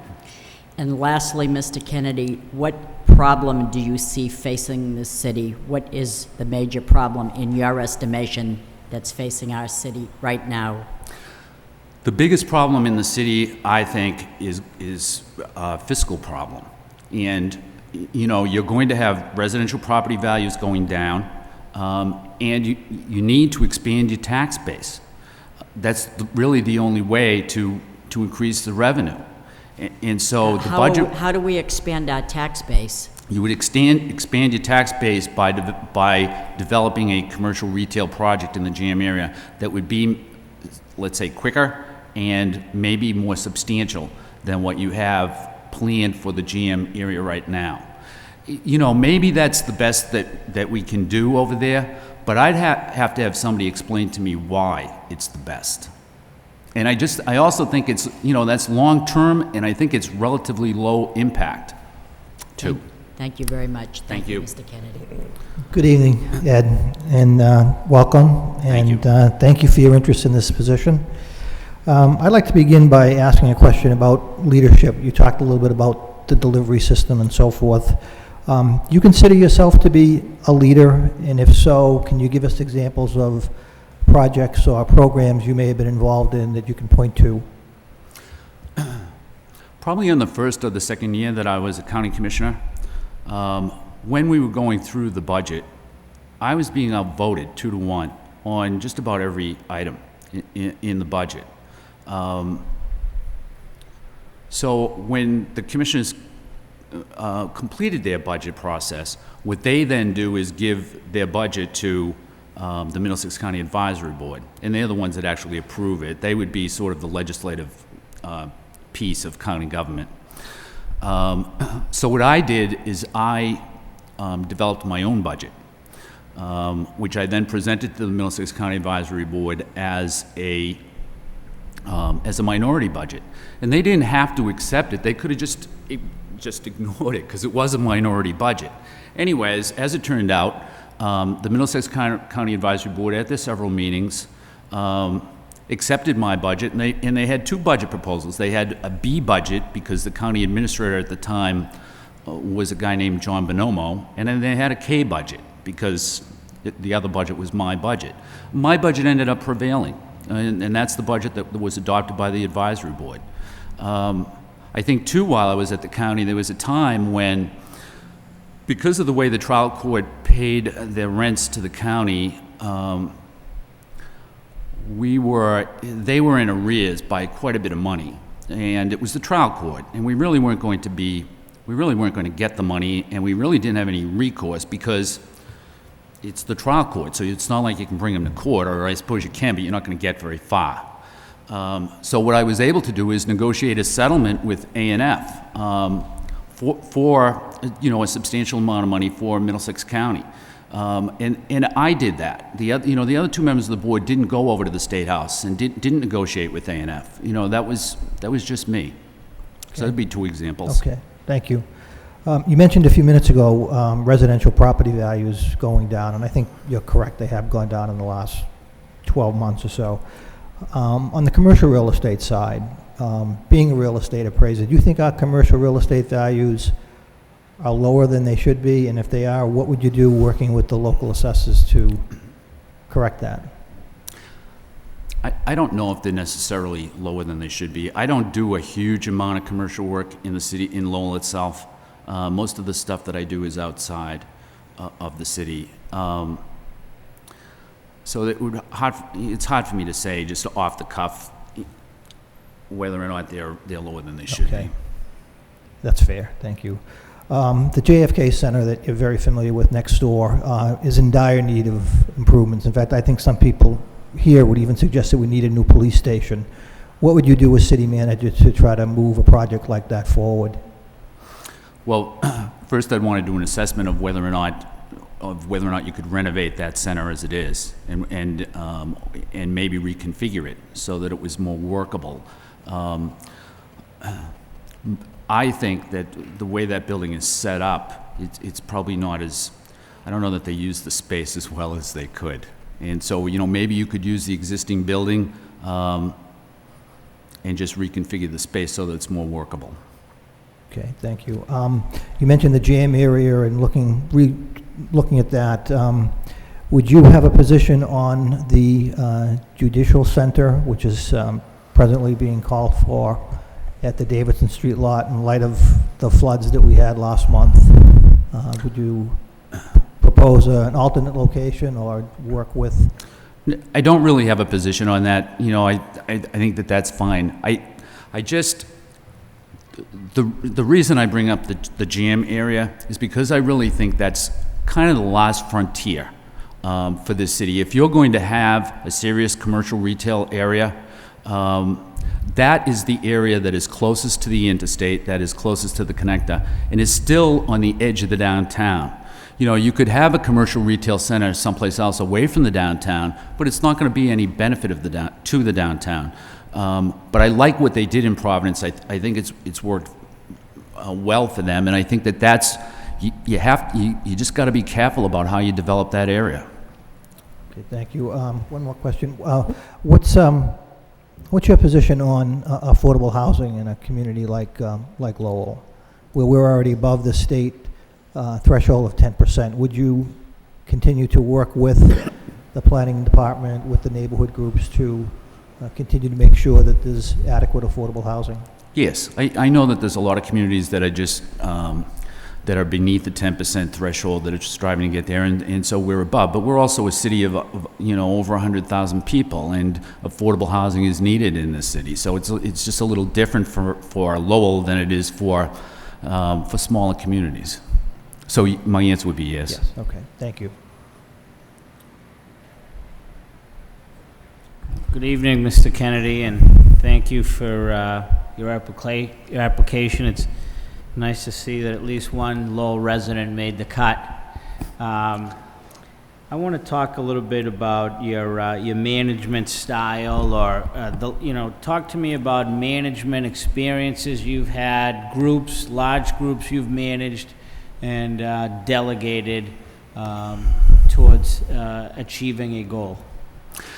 Well, I think that if I were to be appointed city manager by the city council, my style would be one of delegating a lot. I also think that, at least is from what I know, that I also think that when I came here, I'd probably just leave everybody in place, at least for quite some time.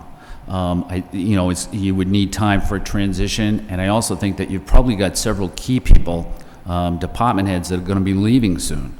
So you don't want to end up having too many good people leave all at once, especially not if the city manager's brand new himself. Well, no, I appreciate that. That makes measure of sense. Talk to me about the comparison between the day-to-day operations of county government, because that might be the only comparable, to how you would approach the day-to-day operations here in the city. In the day-to-day operation of county government, I was probably at down in Cambridge maybe 3 times a week for different parts of the day. Sometimes it might be 4 or 5 hours, and sometimes it might be less.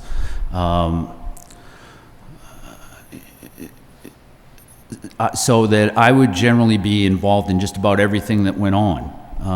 And there were some of those times when, some of those years I was the chairman. So that it increased the involvement. I think that here it would be sort of it would be more time involved. But I would think that it would be prudent for the city manager to meet with all of the department heads at least once a week.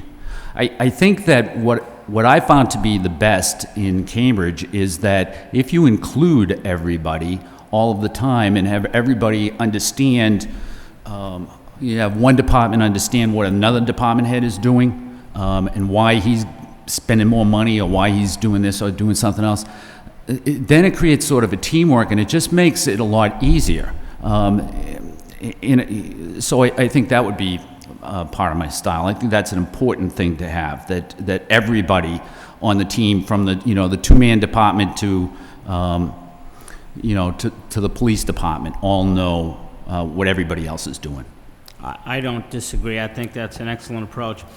You've talked a little bit, you've got sort of some far-sighted ideas regarding the jam plan, and I specifically was interested by your discussion on access. I know that one of the issues I've talked about is the access of the city, whether it's using the river corridors to get folks in and out. And any ideas on how you could improve on that? Yeah, when I say access, what I'm thinking about is the Lowell connector. When the hotel was built, part of the conditions for the hotel was that little access road, that runs behind Ricardo's now, that road. That was put in order to improve access from the connector. But in order to, if you were to put in better access, to improve on that, and it would take a lot of political fortitude to do that, but it would be worth it. It would be well worth it. And if you could do that and bring the connector so that you could run people right into the edge of the central business district and then back out quickly and easily, then you could have commercial retail development, substantial commercial retail development in the GM area. And by substantial retail development, I mean a mall, with parking right there. So you'd have like underground parking, you'd come right in, you'd have a mall. That would be different from the other malls in the area, because a mall in Lowell, near downtown Lowell, would have to look sort of like a mill. But you could go crazy with that idea, with trolleys and with the train station is nearby, and there's like a lot that you could do with that. You give up on that, and then you've really kind of given up on having commercial retail. And this is a big city. This is a city that should have commercial retail. There's nothing that can vitalize the city as well as a commercial retail area. It's important.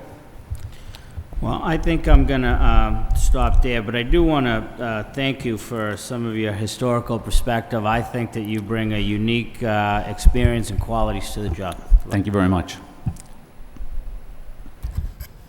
Thank you. Welcome, Mr. Kennedy. I was going to Thank you. ask you what the next dream project is for Lowell, but I think I know the answer to that after the last question. But why don't you go ahead and tell us anyway? Is it a retail mall? Is that what you'd view as the next big? I think that it's very, very important that this city have a commercial retail area. I think it's just very, very important. This is a large city. It should have one. Okay. And I do think, I agree with some of your comments on access. I do think as part of the GM plan, there are access improvements in the plan to improve a more direct route from the connector, maybe not off the same exit you were talking about, but the one exit up. I don't know much about the Middlesex County government. Can you tell us the budget you put together, or the typical size of that budget? And I realize it's not in present dollars, but... Right.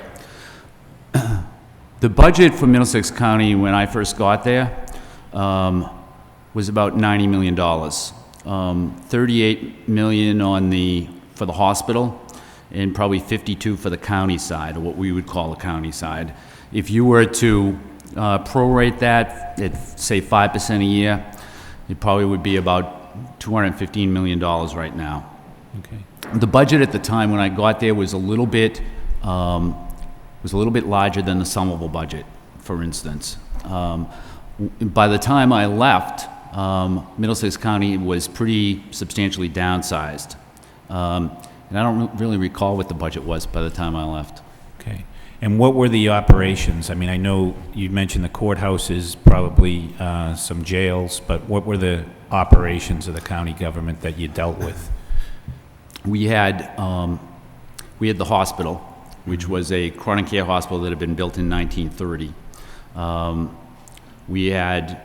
There was a sheriff's department, which ran, for the most part, pretty autonomous from everyone else. However, the personnel had to be hired by the commissioners, and their budget had to be approved by the commissioners and by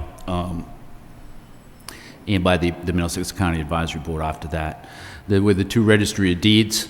There was an engineering department, and then several smaller programs too. Those would probably be the most substantial. Okay. And you had some direct oversight or day-to-day management oversight of most of those, or all of those? Yes. And was the hospital included in that, or was that more like the Yes, sheriff? we would meet, we would have regular meetings on the hospital, and we would meet at least once a month out at the hospital. But the hospital was a place that you really had to pay a lot of attention to, because chronic care hospitals just weren't doing that well anyways, and the hospital that we had was built in 1930, as I had stated, and so it had a difficult time because of the Middlesex County Hospital, when it was built, was a good hospital that had fine care. However, it was built in 1930, and so there weren't private bathrooms in every room, nor were there TVs in every room. So Middlesex County Hospital had a very difficult time competing with other chronic care hospitals for patients because of that. On the good side of it, the hospital did have a very, very good Huntington's disease unit, one of the best around as far as I know. Okay. To switch gears a little bit, you mentioned your children went through schools K to 12 here. Yes. Do you have a philosophy or an approach as to how you deal with the school department? I mean, you sat here in the council, you know the issues that sometimes arise between the council and the school department. What are your thoughts there? I know that there's always a struggle for tax dollars between the council and the school committee, and it's just the way it is, and I think it's been that way since 2.5 really, and it probably will always be that way. But I think this, I think that whether you like it or not, real estate values are very much tied into MCAS scores. That's how school systems in Massachusetts are rated now. And that's how they're going to be rated for the foreseeable future. So anything that you can do to raise your MCAS scores is good for property values. And if it's good for property values, then it's good for your tax base. And so over the long term, members of the city council should want to adequately fund the school department. I think you mentioned one of your priorities, or one of the things you see as challenges for Lowell is the budget in our fiscal situation here. Did I hear that correctly? Or the budget's always a challenge, yeah. And I think finding new revenue for the budget is a challenge, and I think that's what I was talking about. The budget itself, as you've got, you just passed a $282 million budget. That's probably a pretty tight budget in most areas. You've probably got, I'm sure that there are budget busters within the budget. Healthcare and stuff like that, it probably is 15% of your budget. I think it's 15% for just about every community, and my recollection is that when I was at the county, it was about 15% of the budget.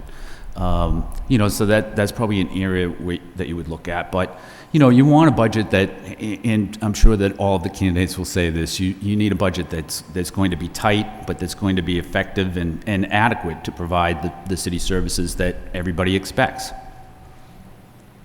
Okay. Do I have time for one more?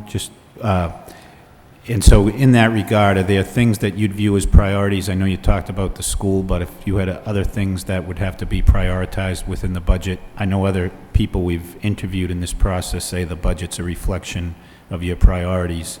What would those priorities be? I think it depends on how much discretionary money you have in the budget in any given year. So in years in which you would have discretionary money, what you would want to do is spend money on economic development, I think, because economic development just helps you out in so many other ways. I think the city has a responsibility to always spend money in the neighborhoods to keep the infrastructure in the neighborhoods up in all areas, and that's a lot. Back to healthcare just for a second is a place where you want to try and keep those costs down if you can. So those would be areas. Okay. All right. Thank you. Councilor Broderick. Thank you, Mr. Mayor. Yeah, good evening, Mr. Kennedy. Good evening. Thank you for coming, and thank you for applying, first off. I'm going to switch gears a little bit here. In looking at your resume, the past 10 plus or minus years, you've been doing appraisals. So a question was brought to me this morning, and I thought you'd be a good person to ask. What do you think of in terms of the assessments across the city? What do you think? Do you think they're fairly done now? Do you think the assessments are fair? And what would you do, if anything, to change that process? I would suspect that probably a lot of the residential assessments might be a little bit too high. But you know, without taking a good look at it, I mean, I wouldn't want to go much further with it than that. I mean, that's what I do for a living, but I you know. Okay, that's fair. I happen to agree with you in terms of the Hamilton Canal jam plan. I'd like to see more commercial. The retail aspect, I have a question for you. You think that a mall may be a good idea. Now, do you think that's going to be a problem with the proximity to New Hampshire and the sales tax? Do you think that's something that could be fairly easily overcome with quality? You know, the Burlington Mall does well. I think if one of the issues that you would have about putting a mall is, what are you going to have for anchor stores? Because chances are the anchor stores that are at the other malls have arrangements so that they couldn't come into Lowell. But there are other anchor stores that aren't in any of those 3 malls that could come there. Probably one of the first things I do is go to Providence and go to their planning department and find out what they did. I've been very impressed with what Providence has done as far as their mall is concerned. And, they had there were big issues for them in building that mall. One of the things they did was divert the river. So they changed the course of the river that goes through Providence in order to make way for that mall. That's, I know that it seems like, I think it's a doable thing here. I think that it's something that you can do. Okay. In the county government, how many employees did you have working under you, for you? Roughly, 1,200? Well, not working directly for me, but Right. I mean in the county. Countywide, you were in 12. charge of, Yeah. or in charge of 1,200 employees, and an annual budget of $90 million, you said at the time, roughly? Back in those dollars, yes. Okay. What type of capital improvements or expenditures did you make at that time? Was that built into your budget? How was that done? We made capital improvements on the high-rise building that's in Cambridge. We did capital improvements at the Superior Courthouse in Lowell, and various other improvements at the district courts. One of the things that I did when I first got there, or maybe 2 years into being there, is that I quickly realized that the way it was set up, and it wasn't just set up for Middlesex, every county was this way, is that you would spend money on the district courts, on maintaining the district courts, and then at the end of the year, or going into the next year, you would get reimbursed by the trial court. But the way the lease is read is the trial court would reimburse you with whatever was left in their budget. So you'd only get 80% reimbursement. So, that was quickly just sort of sucking the county dry. So what I did was I suggested, and I got at least one other commissioner to agree to me, is I turned the 10 district courts over to the state. And so that, that's one thing that we did. So, when I ran for county commissioner, I ran on a platform of abolishing county government. So several of the things that I did while I was a commissioner were done with the idea of downsizing. Also, too, we were always we always had budget problems. Every year was a budget challenge. And so I think that the budget, at the end of my time was a lot different from the beginning of my time. Okay. What would you see? What do you see the importance of, and what would you do as far as marketing the city?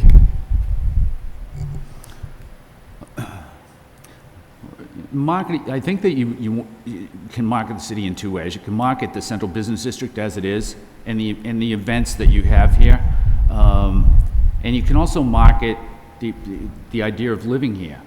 But it becomes a lot easier if you can bring up your MCAS scores, and it becomes a lot easier if you have a retail area.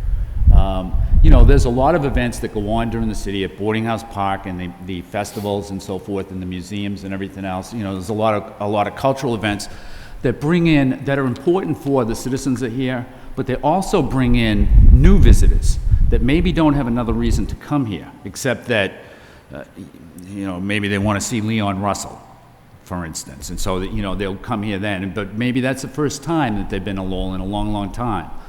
Or there's something over at the the Whistler House that they want to see, and so they'll come for that. The more you can do is in terms of cultural events and marketing cultural events that will bring new people into the city, I think the better off you are. I think anybody that's come into this city in the past 10 or 15 years that's never been here, and I'm talking about people who would be from the outer suburbs, people like it when they come here, and I think they're pleasantly surprised. And I think part of the reason that they're pleasantly surprised is because for people that haven't come here, what they get is really what's on the 11 o'clock news. And what's on the 11 o'clock news about Lowell isn't always that great. So and it's very difficult, and I'm sure that, you know, there's been a lot of discussion about this. You can spend $500,000 on a whole big marketing campaign, and then, you know, there can be two unfortunate events that take place in the city that end up dominating the 11 o'clock news, and it wipes it all out. So I guess controlling those events or just asking that department heads be more cognizant about the impact that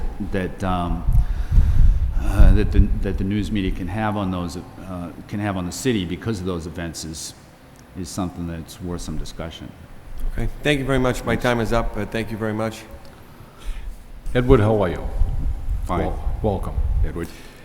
Your resume indicates you attended Framingham State College, Boston University, you have a fine education, and you want to be the city manager of Lowell, Massachusetts, the fourth largest city in the Commonwealth, with 108,000 people. Tell me why. Because I served on the city council and for 8 years, and I think that probably a lot of you would admit that if you could, you'd like to be the city manager. I think anybody that's probably served on the city council for a while would like to be the city manager. And would like to be, so that would probably be a big reason. You know, I've also been in the private sector, as I said, for 10 years, but, you know, I've never lost my interest for city government. You know, I feel refreshed after that 10-year reprieve, and I'd like to get involved again. So, you know, and that's why I applied for the job. And, it became open, and I think I can do a good job. There's been a lot of discussion about the Middlesex County government. The legislature abolished that form of government, didn't they? Yes. And what was the reason for that? Middlesex County government was abolished after I left in 1997, and it was abolished because it wasn't doing well. None of the counties were really doing well. It was more costly to have that form of government in place, that's what I understand. It was better to move the services that they had to the state level. That's what I think. Whether or not it was cheaper, yeah, I'm not so sure about that. But I think that's beside the point. I think that to move the services over to the state side and away from the county was the right thing to do. Okay. There's been much discussion about health care, whether it's in Lowell, Chelmsford, or Braintree. Yes. Health care is escalating. Yes. Our health care has gone from $13 million in the year 2000 to $28 million in the year 2006. And everyone says we have to reduce our health care. We have to do something. What would you do about it? Well, how would you do it? The first thing I do is look at why it's costing as much as it is. Middlesex County was self-insured too. And for some of our time, we had Blue Cross Blue Shield as a provider. So, I think one thing that I would do is look at the stop-loss insurance that you have and see whether your stop-loss insurance is adequate and whether it's at an appropriate level based on an average of the claims for the past 3 years. Another thing that I think that's good to do is probably to go out to bid on your administrator every 2 or 3 years to make sure that you're keeping your administrative fees as low as possible. I think a third thing would be to make sure that the retirees are not double insured in some cases, so that there can be instances where there would be another source that could pay off the insurance rather than to have the city pay. Because even though everybody's walking around with a Blue Cross card, it's the city that's backing that all up. And those are three areas. I think that, if you were to get a little bit more innovative about it, you could look at trying to develop little deals with the local hospitals, where, say, you know, if everybody has their colonoscopy exam at Lowell General, then they, you know, it's at a reduced rate, and it's at a reduced rate for the city. And then maybe there has to be some kind of incentive for the employee to go and get that exam at Lowell General rather than another hospital. But you've got 2 hospitals here, and you could probably, and they're in business too, and you know, you could probably make arrangements with some of them to reduce costs a little bit. Finally, what you could do is look at regionalizing your insurance or bringing other people into your pool. Because it isn't just Lowell, every community's got the same problem, so that if you can increase your pool, you maybe can reduce costs that way. It's just that I think that if you do that, you have to be really careful about who you bring into your pool, you know, because you've got some people, you've got some communities, I'm sure, that would help your premiums, and you've got others that would make your premiums be even higher than what they are. Ed, you indicated that you would love to see a mall in the Jam Hamilton Canal District, and you would want to bring the Lowell connector to that. How would you do that without costly tax titles and loss of tax revenue? And how would you do that? And how would you do that in a very diplomatic way? I imagine there'd be people extremely upset. Sure, that's what I meant by political fortitude. Well, you know, I think that you know the reason the Lowell connector is stopped where it is. Yes, I know why the Lowell connector stopped where it is, but I also know that if you're going to do something with the downtown, something that's serious and substantial, a big impact type of thing, then you need to bring that connector closer to the central business district. Now, you know, it would take some doing, but it's not it's not so bad that you would be able to, you could go down Gorham Street, connect to where you are, go into the Jam area and come back almost by the same route. And it would require takings, but you're looking at takings for the Jam program as it is. And in my view, you're kind of going into the Jam program without knowing what you're going to have at the tail end. I think that if you were to end up doing that, and you know, it's not something you just come out with a plan and say, all right, this is it, and that's it, and just wait for everybody to be screaming. You'd have to involve the people that are, and the property owners that are in that neighborhood. You have to involve everybody for something like that. To be able to do a substantial commercial retail development in that area would require a lot of involvement, a lot of orchestration, and you'd have to have people on every level working. You'd have to have the neighborhood groups with you. You'd have to have, you know, you'd need the congressman. You'd need to have the state delegation. You'd need everybody on board. And the way you would do that is by having meetings and telling everybody what you're doing and why you're doing it and what type of impact it's going to have. That's a lot of work. There's no question about it. But the payoff would be so great. You know what I mean? It just would, more than almost anything else that you could do. That would be the best thing. Last but not least, Ed, the handprint of the state is over everything we do in the city. We could not really function without the help from the state of Massachusetts. The city of Lowell flourishes when the state of Massachusetts or Washington gets involved with many of our projects.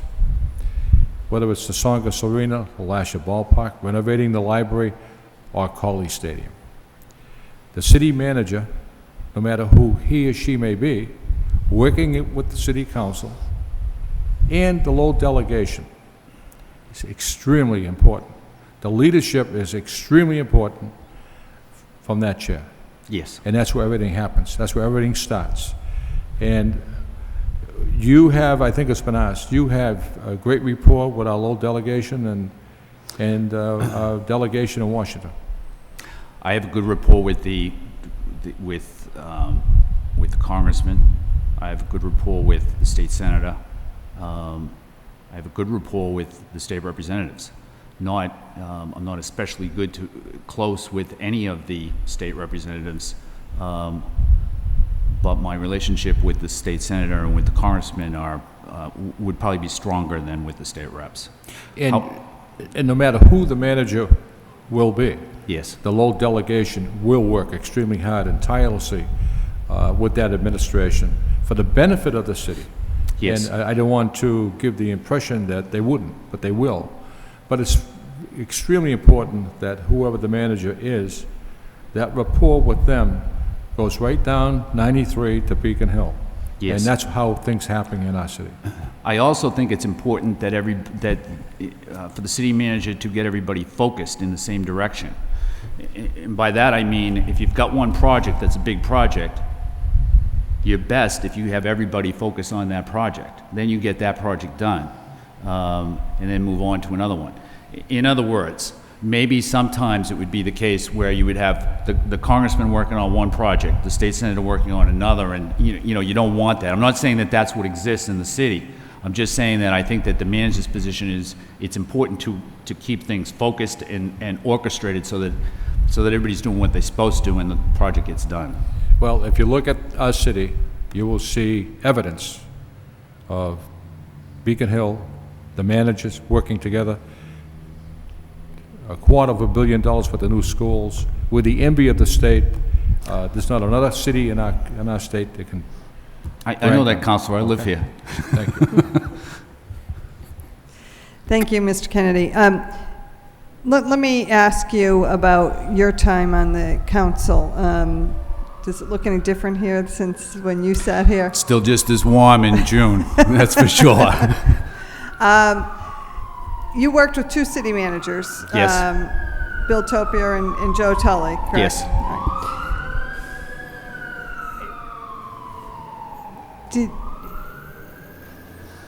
And you already told us that you have observed what's going on here in the city. Obviously, you live here. You know, you Yep. have worked Yes. in and around.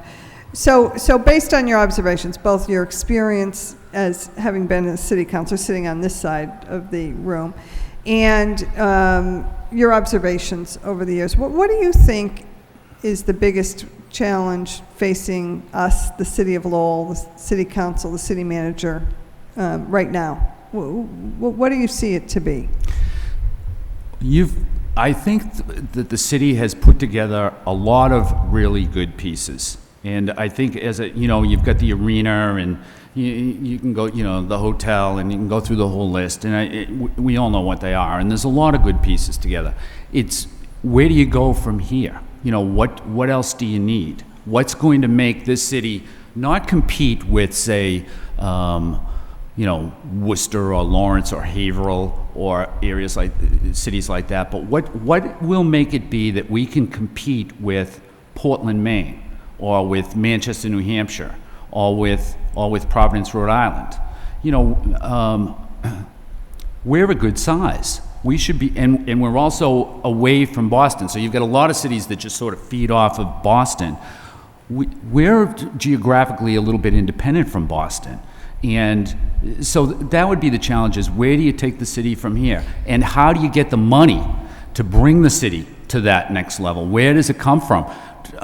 If your property values are going to fall, and if money is going to be tight, where's that money going to come from? Those are good questions. Do you have any Answers for suggestion? that? Yeah, some because it is a challenge. I mean, and I think that you have to be prudent about how you do everything. For instance, if you were going to build a parking garage over at the Jam project, you would probably want to make sure that you have money to do that, not that you would bond for the whole thing.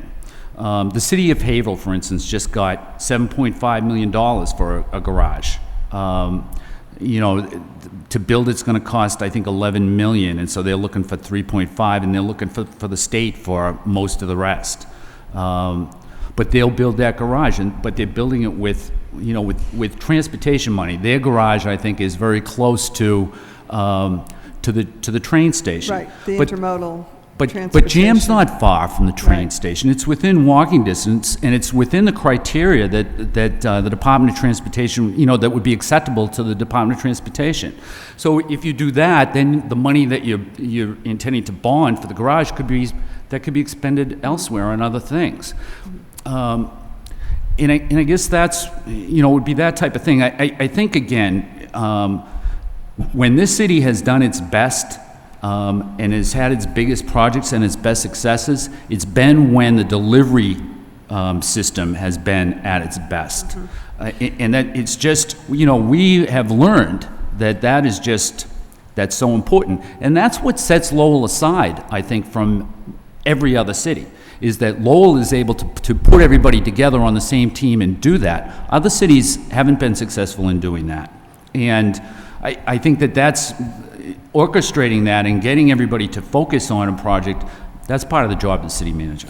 This is a question. Would you be more of a topier manager, Tully, or neither? That's a hard question. I think each of them, and my relationship with each of them, is very, very different. Remember, I'm from Holyoke, so. Yes, I know. I'm only kidding. I had a good relationship with Bill Topier when I was here. When I came on the city council, I was very young. And so it was good for me, and I think I learned a lot from him. From Joe Tully, I learned a lot too, but Joe Tully's style was different from Bill Topier's. I could probably point out 3 or 4 different ways in which they are the same, but they're also just as different in other regards. I don't know if I would be a Topier manager or a Tully manager, but I guess what I would like to be is an Ed Kennedy city manager. Let me ask you if you can, again, because you were a city councilor, can you give me, 3 important functions, or I'll call it functions, of the manager and council going forward? What do you think are the 3 most important things? I think it's important for the city manager to recognize all of the time that although he's the executive, he's beholden to the city manager. I know that one of the issues that's come up in past... You probably mean the city council. I'm saying the city council. Okay. I know that one of the issues that's come up in the past has been whether or not the city manager should get a contract. And what do you think about that? I was opposed to it when I was a city councilor. I'd be opposed to it now. And the reason I'd be opposed to it is because I think it changes the nature of Plan E as it's intended. The city council here, everybody runs concurrent for a 2-year period and appoints the city manager. And the city manager can be fired at any time. It's what connects the city council to the executive. Without that, if you have a 3-year contract saying you're the city manager, it's very likely that somebody could get elected to the city council, serve 2 years, and never have any leverage. City council gives up way too much leverage if you give a contract to a manager. In the towns, it's a little different because the towns also have a board of selectmen, and the board of selectmen are also the executive, and they tend to have staggered terms, so that there's a little bit more continuity. And to give a contract to them when there's another executive, when there is a board. In other words, if I'm on the board of selectmen and I don't like what the town manager does, then I can just overrule them and that's it. Because I'm part of the executive as well. So if I've got, another vote, if it's a 3-man board, or 2 other votes, it's a 3-man board, then it's different. And you've also got staggered terms. That's very, very different, I think, than Plan E, than the way we have it in the city, because the terms are concurrent and just the nature of this form of government. Yeah, it's different. We do give a contract to the clerk and to the auditor, and all these municipal contracts can be terminated, but that's a discussion for a different day. Let me ask you, I only have probably a minute and a half. You talked about the downtown commercial, residential, strike that, jam plan changes you'd want to do. Would you, we have a lot of empty retail on Merrimack Street. Would you prioritize, let's say, getting retail filled on Merrimack Street versus, doing the jam mall that you're envisioning, or what would you do about that? Those are 2 big challenges. Well, I guess I think that if you were to do a mall or some sort of, a very substantial retail commercial development in the jam area, it would only help the central business district. So you focus your energies there, for the most part, yes. You can focus on the central business district, but quite frankly, this city council and this city and the people downtown have been focusing on retail in the central business district since they built the interstate. And it's just not there, and it's not there because it's just bad. It's hard to get in and out of here if you're not from here. If my time is up, oh no, I got 1 minute. Let me ask you this, because I don't know. Why does the connector stop where it stops? Is that a long answer? Yes. All right, I'm getting the, all right, I'll withdraw that question. I'm just curious, I don't know why it stops. Anyway. The connector was, if I can just quickly, the connector was supposed to go right through the whole city. It was going to wipe out a lot of neighborhoods, and it was just politically. Just not a good thing. It was just too hard to do. It wasn't going to happen, and so they just stopped it right there. And I guess that's, again, that's what I meant when I said political fortitude.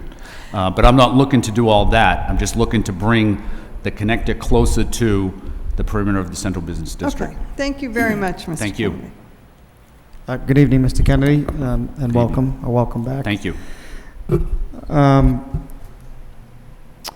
When you were on the council, what were, can you give us 3 issues or 3 initiatives, 3 things that you worked on in your tenure that you can, that you're certainly proud of and that you can call your accomplishments? One of the things that I worked on a lot when I was on the city council was the new bridge. That is the Rourke Bridge. When I was on the city council, I also was the representative to what was then the Northern Middlesex Area Commission, which I think now is the Northern Middlesex Council of Governments. And they had undertaken a bridge study, and so we had come up with a bridge plan that would have a 4-lane at-grade roadway, divided, but at grade, that would come from Drum Hill, go down and then cross where the Rourke Bridge crosses at 4 lanes, and then continue through Pawtucketville and end at Mammoth Road in Drake. And the idea was that it would improve traffic tremendously and would improve access for people from Pawtucketville to the interstate. We ended up without the access roads. I think Governor King was the governor at the time. We ended up without the access roads and just the bridge. But the bridge has been there for quite some time now, and I think if I can just go on a little bit, it's time to repair that bridge or to replace that bridge with something else. And I think, and regarding the new bridge up at the end of Merrimack Street, that anything you can do to improve access to the highway for people who live on the other side of the river is a great thing, because they suffer because of property values. Houses, if you take a house in the Highlands and compare it to a house on Christian Hill, same house, same condition, same lot size, the whole thing, you'd probably find like a $50,000 difference just because it takes so long to go from Christian Hill to the highway than it does if you're in the Highlands. So anything that you can do to improve access across the river for people in Centerville and Pawtucketville diminishes the negative effect that access to the highway has for those neighborhoods. Anyways, to get back to your question, the bridge would be one thing that I spent a lot of time on and that I considered to be accomplishment. It wasn't mine alone. But I spent a lot of time on that as a city councilor and as a member of that commission. When I first came to the city council, when I was first elected, I was actually elected by 1 vote. And at the time, we had paper ballots.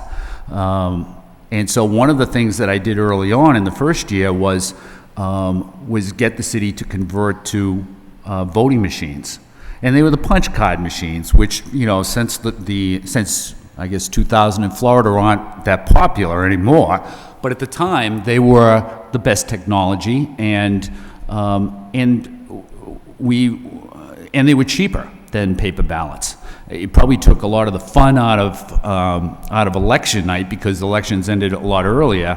But they were cheaper and they were more efficient, and I think in Lowell we did them a lot more accurately than maybe they do them in Florida. I don't know, but that would be a second thing. And then finally, there was one time when I was on the city council and I had a motion on to cut $900,000 from the city budget. Not from the operating side, but from, I think it was temporary bonding. And the city manager was opposed to it. The city manager at the time, well, he was just opposed to it. And so, that was a hard vote for me, but I think it was important. I ended up, the motion ended up carrying, the $900,000 got cut. And that was, I took a lot of pride in that. That was $900,000 that was in the budget that didn't need to be in the budget. Thank you. Can I just follow up with the assessments that I think Councilor Broderick had mentioned earlier? There's been a fair amount of discussion, and I'm not sure if it's a flawed process or it's not a perfect process. What do you think that we can do to, now that the state is on the state requires us to do it on an annual basis, having, so many pieces of property? How do we get you have any thoughts on, how do we get a fair assessment? How does everyone in the city feel comfortable knowing that their house is assessed, accurately and fairly, considering we have to do it every year? I understand there's only a couple of companies in the Commonwealth. Is that the case? And do you have any thoughts on how we can bring a little bit more credibility to the assessment process in general? Because I say, sitting here for 9 years, I have heard a fair amount of concerns and criticism. Why is my house valued this? Why is my neighbor? And actually, you just sort of gave a good example. A house in the Highlands can be, same house in Centerville is valued significantly different. Why is that? And okay. What is being done, what the city does and what every community does is what's called mass appraisal, so that you're just appraising everything at the same time. So there will be some pieces of property that aren't going to be that aren't going to fall in place. I mean, some people might have a finished basement. Maybe there's another house that looks exactly the same that has an unfinished basement. Those assessments would be off. But unless you're going to go in and look at those basements and inspect those houses on a regular basis, that's every piece of property in the city, because you'd have to do it for commercial property as well. That's a giant task. But I think that, one of the things that you probably would be able to do is to have the Board of Assessors give quarterly reports on sales. And I don't just mean that they give you a list of the sales, but that they would analyze the sales in each neighborhood and then compare them to where you are in the assessments to see if you're accurate. There's probably times when the assessments are lower than when they should be, and other times when they're higher. And the neighborhoods are different. Even though the houses can be the same and the lots the same, and you might figure a house in Lowell is a house in Lowell, really isn't that way. I mean, being away from the highway and being away from, being on the other side of the river has a negative impact on property values over on that side. It just does.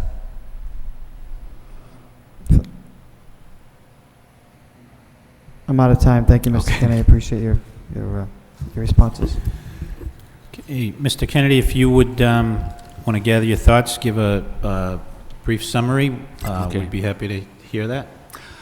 I just want to thank each and every one of you for having me here. I greatly appreciate being one of the finalists, and the exchange has been a lot more enjoyable than I thought it was going to be. Actually, it's been very enjoyable.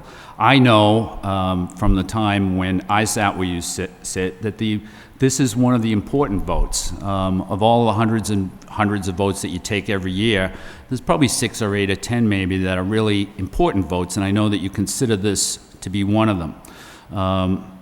So I wish you luck in your deliberations, and I hope you pick a city manager that you can all work with very well collectively, and on a one-to-one basis, because I know that councilors work in both ways. You have to be able to get along with the city manager yourself, and you also want somebody that you can get along collectively and that's going to move the city forward as best they can. I would like to be that person. I hope you'll give me every consideration, but I want to thank you again for giving me the interview. Thanks. Thank you.